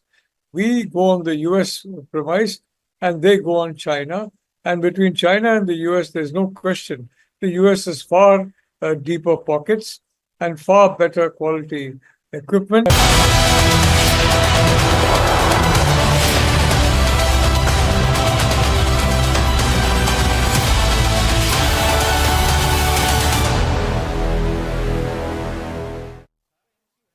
Hi, this is Chef Ranveer Brar. Guarantee you brilliance on behalf of IIHM. MDH की हल्दी मिर्ची धनिया करे कमाल, ये रंग दे, ये खुशबू दे, ये तीखा, ये कम पड़े, क्या निराला MDH masala. Mahi sir, how much do you love your fans? Honestly, I love my new fans. पुराने वाले बेकार में शोर करते Sir, fans हैं, शोर तो करेंगे ही ना. नए वाले नहीं करते. And they listen to what I say. The new generation Orient BLDC fans. Super silent performance with voice control. Silly me, I thought. Cricket fans. आधे बाउल दही में 4 चम्मच MDH चटनी पुदीना मसाला डाला, स्टर करो, पुदीना चटनी तैयार. MDH चटनी पुदीना मसाला. Question is there that how deep India can strike in Pakistan. See, the Pakistan problem is that strategic depth, which in military parlance we say that what is the depth Pakistan has got, where the Indian say if we go for a ground actions, we go by air or by sea, where we can up to which area. So their width is very small. They have got from Karachi to Sakardu, when you say, and then Balochistan, that area which is bordering Iran, and then also they have been complete this Durand line which is going with Afghanistan. The depth is very small. Pakistan always in their planning and their in the strategy, they have kept Afghanistan as a strategic depth so that the Indian pinchers, whether it is the thrust which is going inside or when striking, they have got a depth. But that depth has gone. Afghanistan is now against Taliban's are all along the Durand line, especially if you take it from the Spin Baldock up to the Khyber Pakhtunkhwa area. They are now threatening from that side to Pakistan. They want to have the strategic depth. Afghanistan wants to come. Farooq and Mehbooba demand human rights for terrorists. Lutyens media peddles pro-terrorist narratives.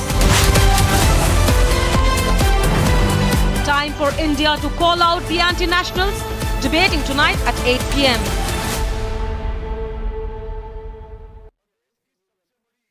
Part coup stages in Pakistan. Shehbaz sidelined. ISI takes over national security issues in Pakistan. Huge standoff at Atari. Pakistan refuses to take its citizens. Debating tonight at 9 p.m.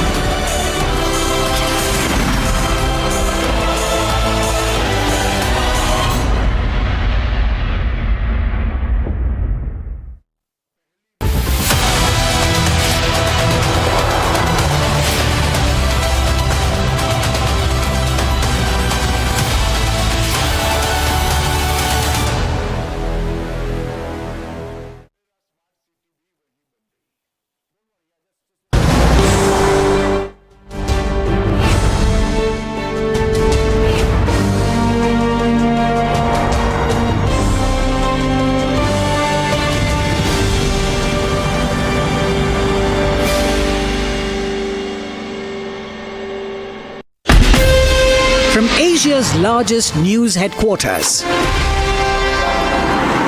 Setting the agenda for Bharat.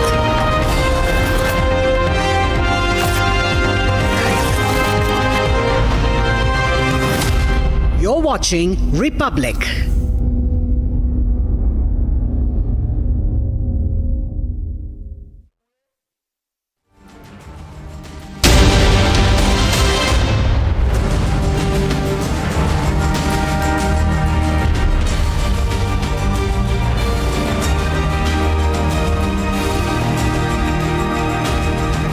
Thank you for joining us on This Is Exclusive. 7 p.m. We're coming to you with just two big stories on the show this evening.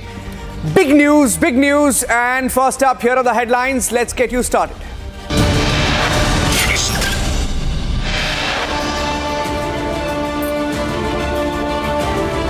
अंत नहीं है, एक मकाम है, हर व्यक्ति को चुन चुन कर जवाब भी मिलेगा, जवाब भी लिया जाएगा. We will find you, we will hunt you down. The message from India's Home Minister to every Pakistani terrorist. Defence Minister Rajnath Singh speaks to the US Defence Secretary, who believes that India has every right to strike.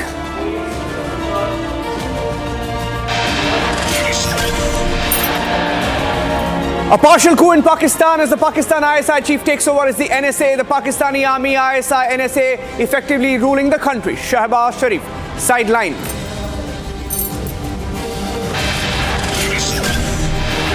Pakistan disowns its own citizens. Can you believe it? At Atari border, Pakistanis told by their own government, you are not welcome back.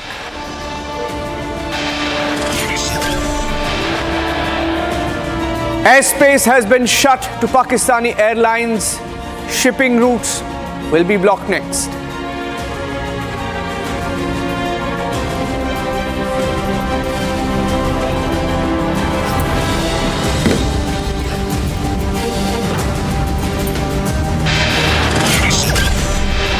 And that's the big breaking news update on the show. We have exact details of how India has struck back as Pakistan's violate ceasefire.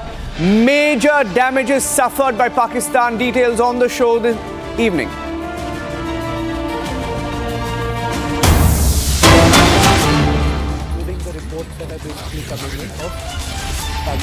Breaking news coming in on Republic TV. Defence sources telling Republic TV that Pakistan has suffered massive damage.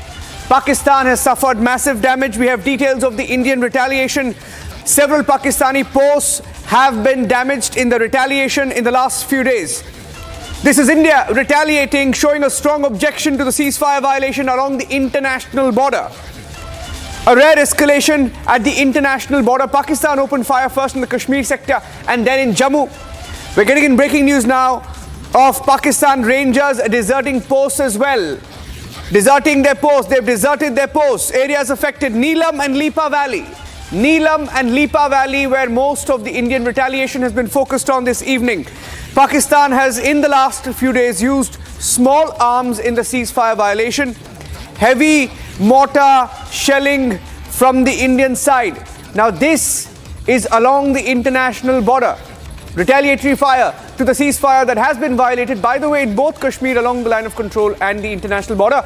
And as I toss to my colleague Shravan, who's joining in with defense experts, the big headline this evening on Republic as we get to details of India's retaliation. Shravan, before I hand it to you, I also have details of India's naval firing drills, and I want to show you what's going on off the coast of Porbandar in Gujarat. Ladies and gentlemen, it's an eye-to-eye situation between India and the Pakistani navies. Look at that. I mean, they are no match for our navy, but they've been trying to make some noise, these Pakistanis. As far as their navy is concerned, no match at all. No match. India and Pakistan Navy firing drills at the same location, separated by just 85 nautical miles. This is happening as we speak. Shravan, I'm handing it over to you. You have the full details of India's retaliation. I'm handing it over to you. Shravan. Well, in fact, let me begin with that breaking news now coming in on This Is Exclusive, where we are saying what's the kind of reaction coming in. Over the last few days, ladies and gentlemen, there have been multiple ceasefire violations that have taken place, but Pakistan has suffered major damage. Major Samartur, I want to ask you this question because you have a better understanding. I was told that Neelam as well as Lipa Valley, where the maximum damage has taken place. Can you elaborate on this? See, these are the valleys which give open ground and nalas for a decent entry for large amount of infantry if they want to come in. That is from the enemy side. Secondly, they have large storage of ammunition there, ammunition depots. Right. And these are, and the sachets that they have, the small houses, these are the routes basically from where the terrorists have their launch pads. This is the place where they harbor, regroup, reorganize, they get the ammunitions from here and then they move into India. Because see... So how has the ceasefire violation taken place in Lipa and Lipa Valley and... Whenever they have to facilitate infiltration... So you are saying in the last few days, there have been more infiltration attempts that have been made? Are they still trying? But of course, because you see, summers have already arrived. Right. They've arrived early. Probably 20 to 25 days, almost a month early, the summers are here. And so I've got a point to make here. That's a very important point. You're saying that the infiltration bit still carries on after the Pahalgam. Why I'm telling you this is happening is because they anticipate mobilization of the Indian Army. And from our own side of the border, if they are able to infiltrate these people, they will be able to interdict the mobilization. They'll be able to carry out IED attacks and all these ambushes and all.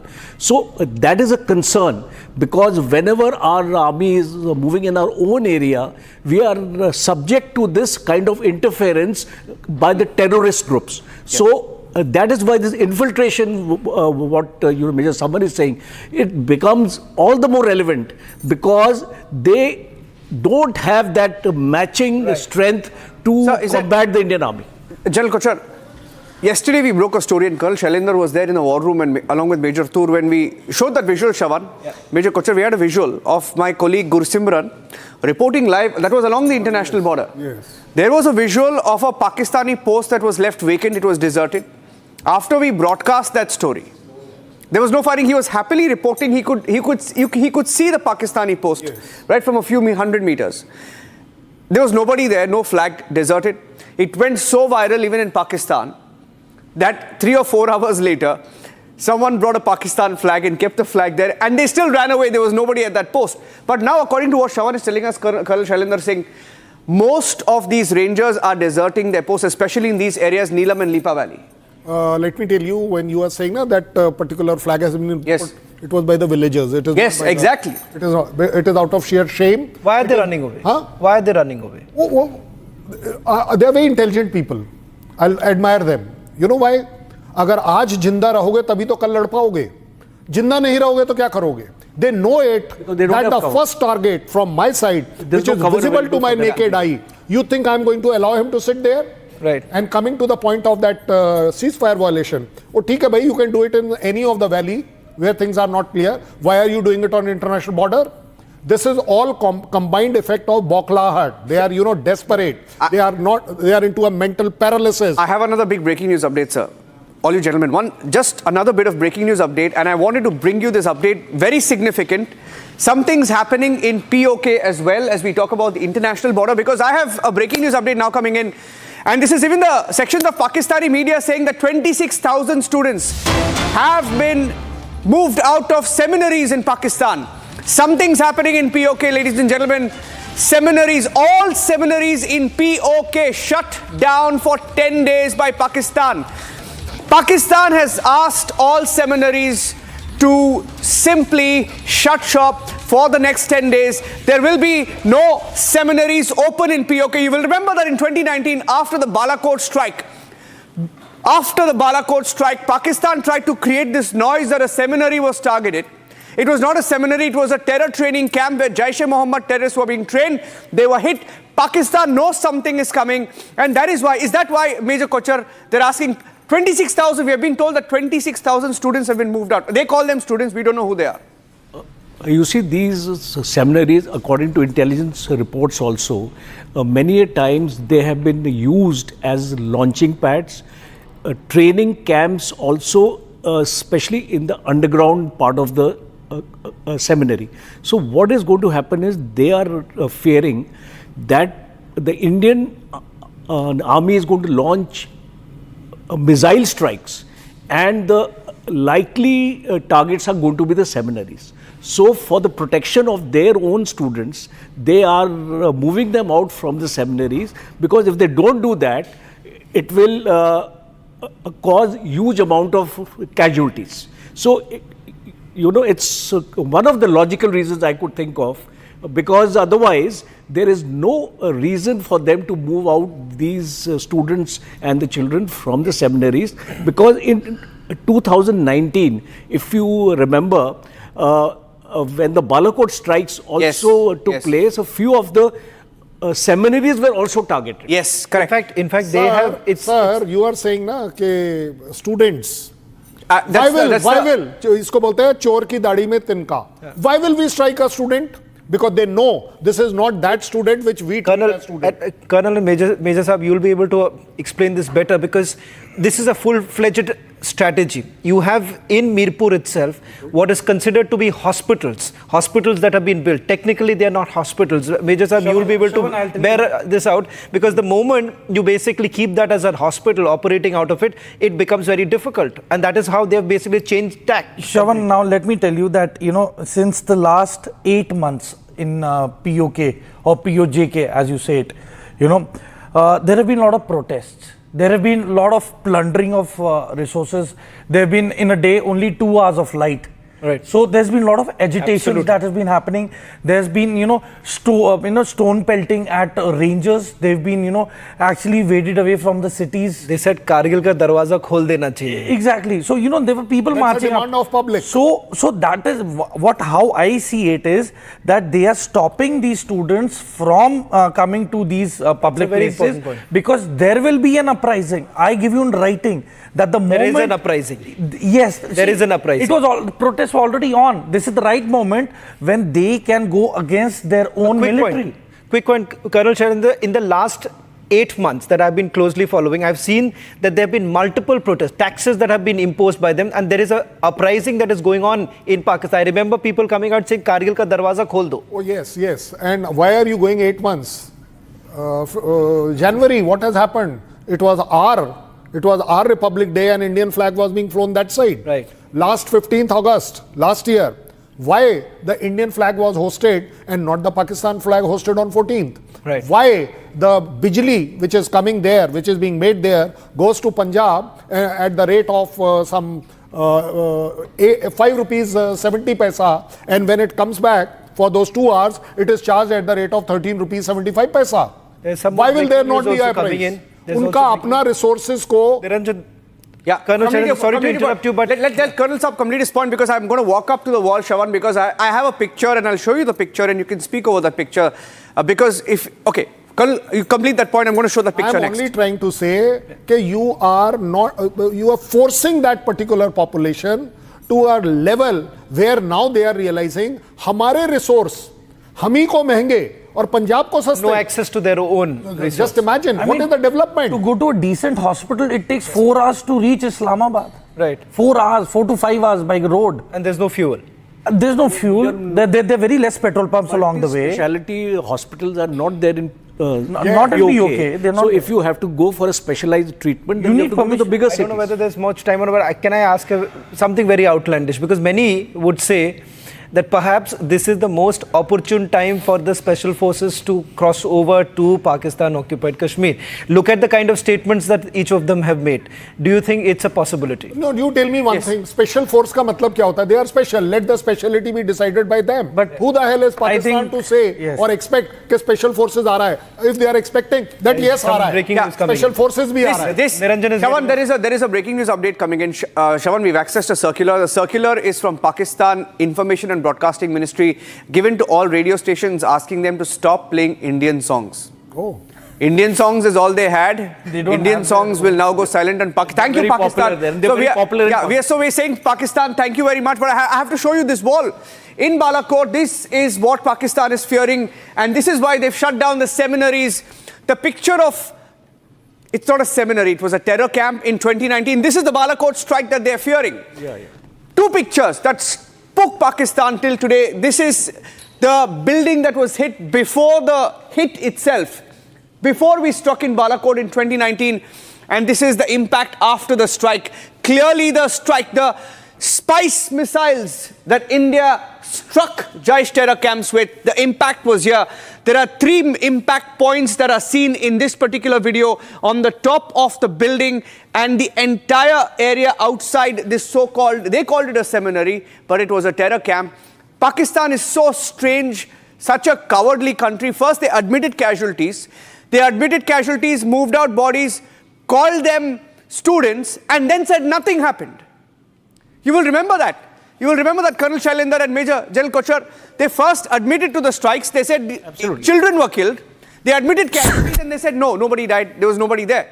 And I believe nobody was there. Crows were found dead or something like that. No, sir. It's the nature of the Pakistan way of actually thinking, because it was a major success. Balakot, we sorted out around 80 terrorists. Yes. And the Air Force chief is on record to say that there were pictures actually taken from the fighter aircrafts themselves. Yes.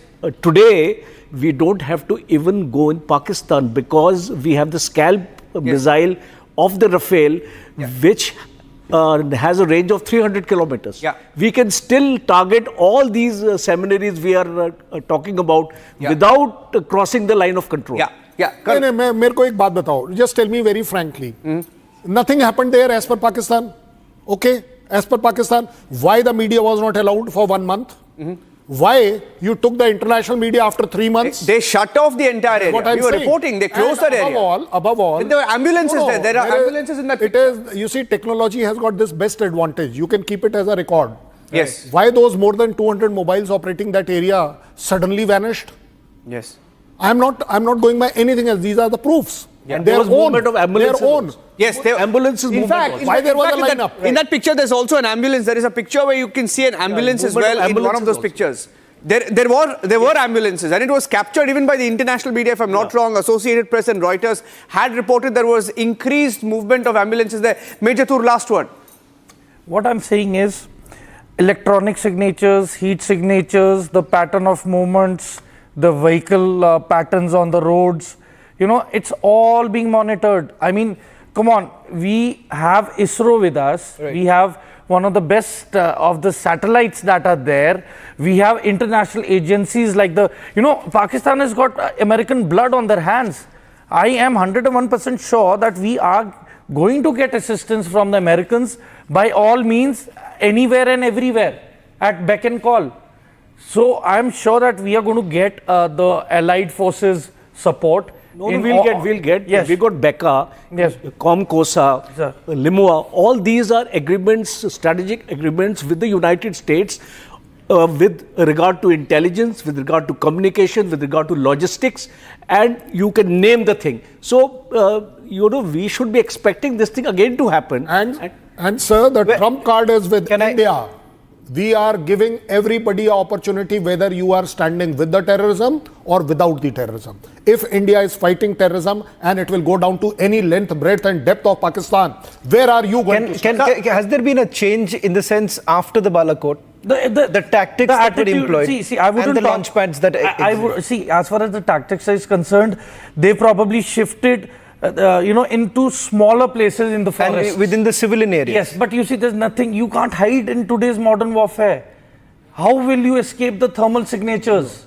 They went near the villages also. Okay. Yeah, even in the villages, I'm telling you, they are amongst the civilian population as well. Yeah. Okay. One statement that came in from Defence Minister Rajnath Singh, who tweeted out this evening, General Kochar, and he said, and I'm quoting what the Defence Minister said, this is also breaking news update coming in. Defence Minister has just tweeted saying that the US Secretary of Defence Pete Hegseth spoke to the Raksha Mantri and expressed his deepest sympathies for the tragic loss of innocent civilians in the dastardly terror attack in Pahalgam. Secretary Hegseth said that US stands in solidarity with India, supports India's right to defend itself, supports India's right to defend itself. See, this is a very, very significant statement. I'll say that because, we heard Trump saying earlier that it's your war and, you'll actually sort it out among yourselves. But a statement like this coming at this point of time is extremely significant because we have a comprehensive strategic partnership agreement with the United States. And if you correlate that agreement and what he's saying now, you will come to know that United States is with us. Pakistan should have absolutely no doubts about it. Yeah. And the whatever envoy, apparently Niranjan is trying desperately to reach out to the Trump administration so that they can actually intervene. This comes at a time when you have had the Secretary of State also intervening right now. So, Colonel, do you think that with the Americans making it very clear that we have the right to respond, that makes Pakistan even more nervous? No, I'll take you one step ahead. Let us say the Americans say, no, you don't. Then you think I'll stop? I don't have a right? I don't have my human right? Terrorism for you is a terrorism and for me is nothing?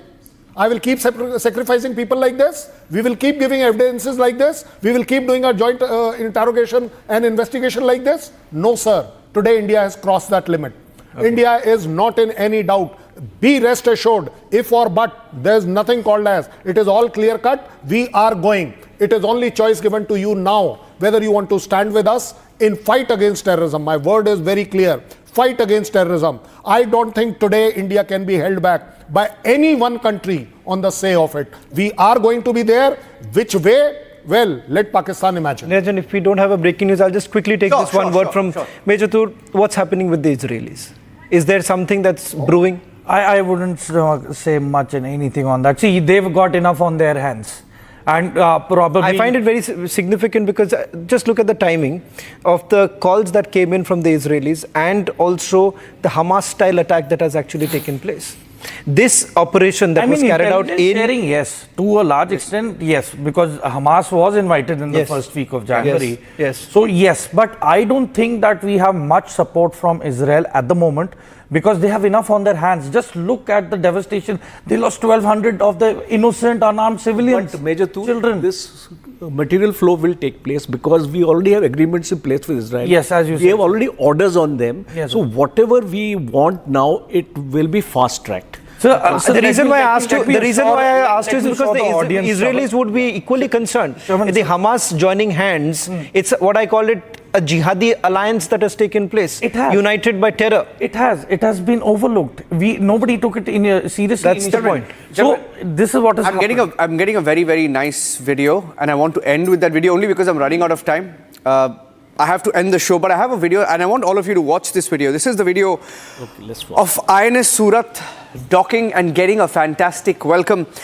India's stealth-guided missile destroyer. Look at those pictures.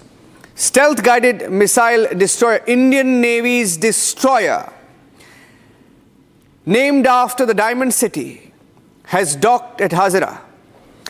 And many people coming out to welcome the ship, which could, or maybe not, play a huge role in whatever India now does in its response to Pakistan.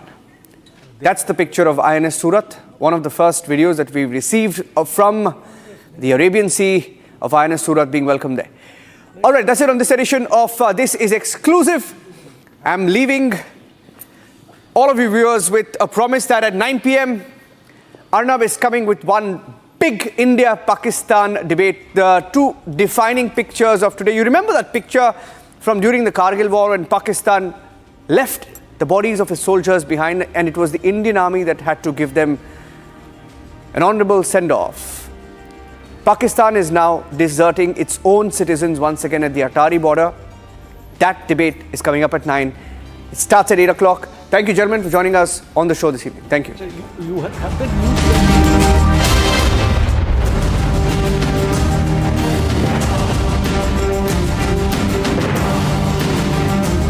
13,000 placements last year. At Amity, we are committed to nurturing passionate, hardworking and proactive professionals.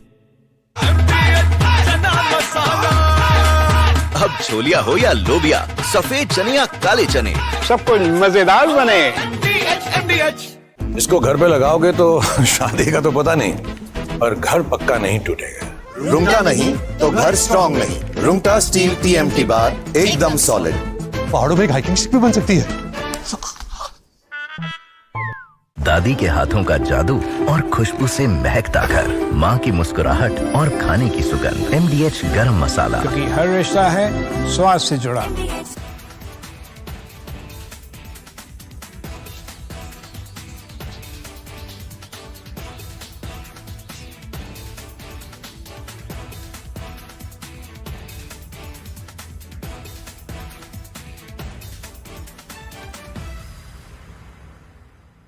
Question is there that how deep India can strike in Pakistan. See, the Pakistan problem is that strategic depth, which in military parlance we say that what is the depth Pakistan has got, where the Indian say if we go for a ground actions, we go by air or by sea, where we can up to which area. So their width is very small. They have got from Karachi to Sakardu, when you say, and then Balochistan, that area which is bordering Iran, and then also they have been complete this Durand line which is going with Afghanistan. The depth is very small. Pakistan always in their planning and their in strategy, they have kept Afghanistan as a strategic depth, so that the Indian pinjers, whether it is the thrust which is going inside or when striking, they have got a depth. But that depth has gone. Afghanistan is now against Taliban's are all along the Durand line, especially if you take it from the Spin Baldock up to the Khyber Pakhtunkhwa area. They are now threatening from that side to Pakistan. They want to have the strategic depth. Afghanistan.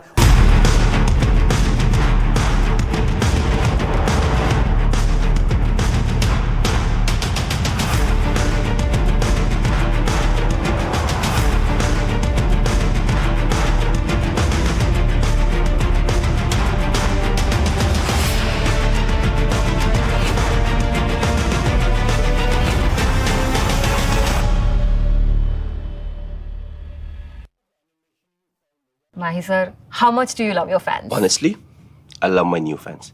पुराने वाले बेकार में शोर करते sir fans हैं, शोर तो करेंगे ही ना। नए वाले नहीं करते and they listen to what I say. The new generation Orient BLDC fans. Super silent performance with voice control. सिली में आए तो और Cricket fans. MDH की हल्दी मिर्ची धनिया करे कमाल। ये रंग दे, ये खुशबू दे, ये तीखा, ये कम पड़े। क्या निराला MDH masala. Hi, this is Chef Ranveer Brar. Guarantee you brilliance on behalf of IAH. ये है सीक्रेट रेसिपी MDH का जीरा सिप जल जीरा मसाला। सिप सिप जीरा सिप MDH का जल जीरा सिप MDH का जल जीरा SIP.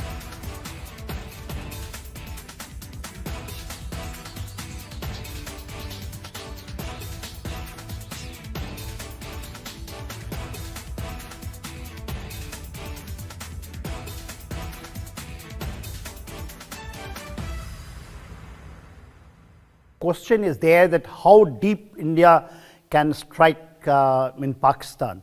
See, the Pakistan problem is that strategic depth, which in military parlance we say that what is the depth Pakistan has got, where the Indian say if we go for a ground actions, we go by air or by sea, where we can up to which area. So their width is very small. They have got from Karachi to Sakardu, when you say, and then Balochistan, that area which is bordering Iran, and then also they have been complete this Durand line which is going with Afghanistan. The depth is very small.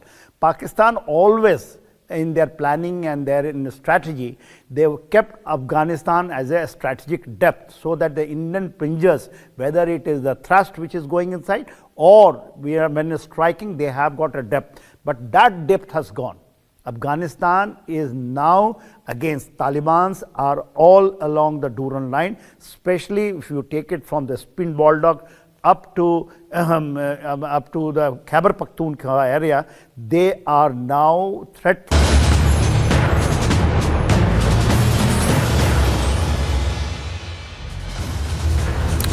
Tensions escalate, patience is wearing thin. India's military bite poised for a full force retaliation with the Army, Air Force and Navy on high alert. But that's not all. Tonight we take you inside Pakistan's imploding establishment where panic and disarray have gripped the armed forces of Pakistan. Retired Major General G.D. Bakshi revealing the shocking truth about mass desertions in Pakistan and the leadership chaos. Meanwhile, top military leaders like Lieutenant General Sanjay Kulkarni and General V.P. Malik sending a chilling message to Pakistan. India's response will be unprecedented and the consequences of misadventure will be severe. Is Pakistan staring at disintegration? Will India's military might bring an end to Pakistan's reign of terror? We dissect the impending fallout here on Forces First. With me, Niranjan.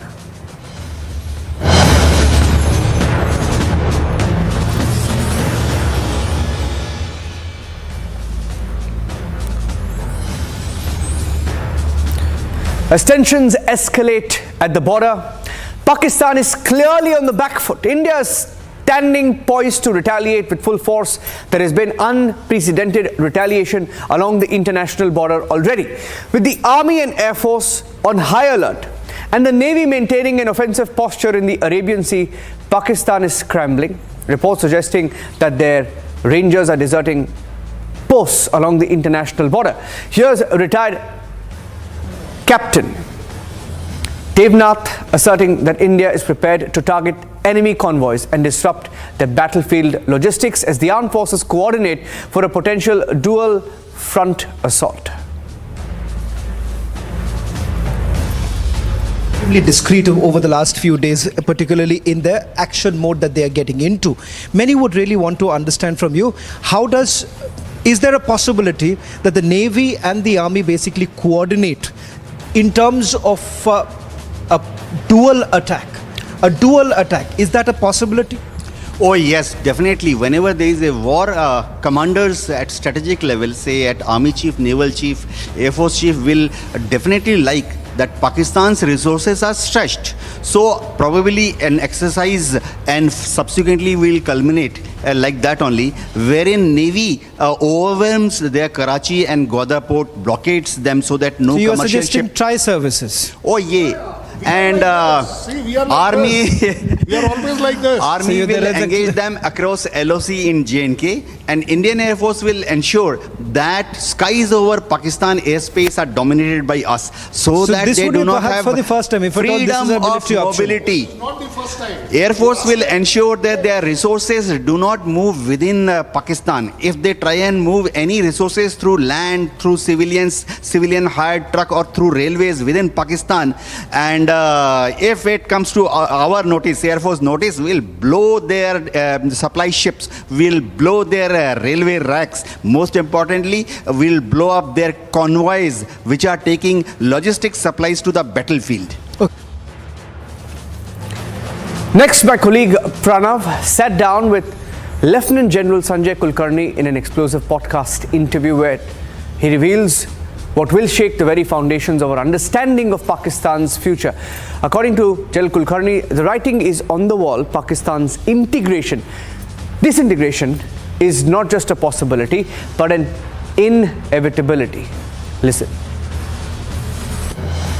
See, it's very important that the people there, we can do whatever we wish to do. If the people there decide 72 hours, you will find everything will be finished. There will be no terrorism in this Union territory of J&K in precisely 72 hours. If people decide, if the politicians there decide that enough is enough, this is an opportunity that they've got. They find that it's going to be crippling the Union territory's economy. So many tourists were to come and they're not coming any longer. Enough is enough. Pakistan is all set to only exploit them. They are not going to do anything. They're economically finished. What does Pakistan have? Pakistan can't give them one apple also. What do you talk about it? So it's all in India. They stay, and they should stay peacefully.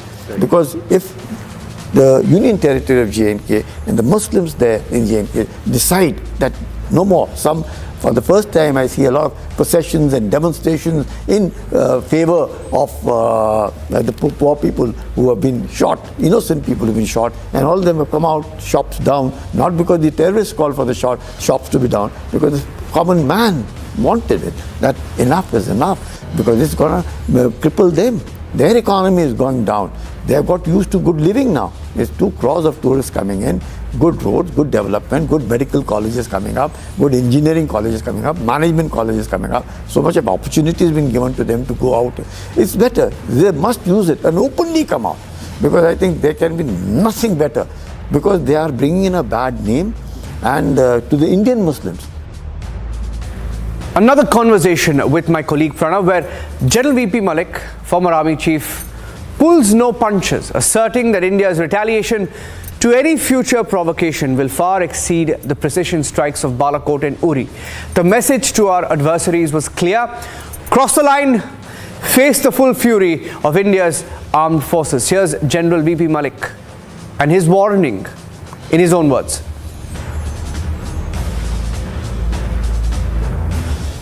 General Malik, it's established beyond doubt now that the Pakistan army is behind the Pahalgam terror attack. My question to you then is, what now are the military options in front of India to put an end to Pakistan's support to non-state actors, sir? Well, the effort is to put an end to the terrorist activities which have been launched by Pakistan for the last 35-40 years now. And there have been so many terrorist activities, not only in J&K, but rest of India also, sponsored by the ISI through their terrorist organizations. And I want to remind you again that the ISI is part of the Pakistan Army. It's not a separate organization.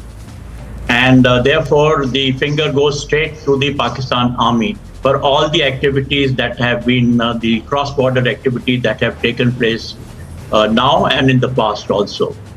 The effort now comes after the kinetic action that we took place. We carried out post Uri raid on our army camp.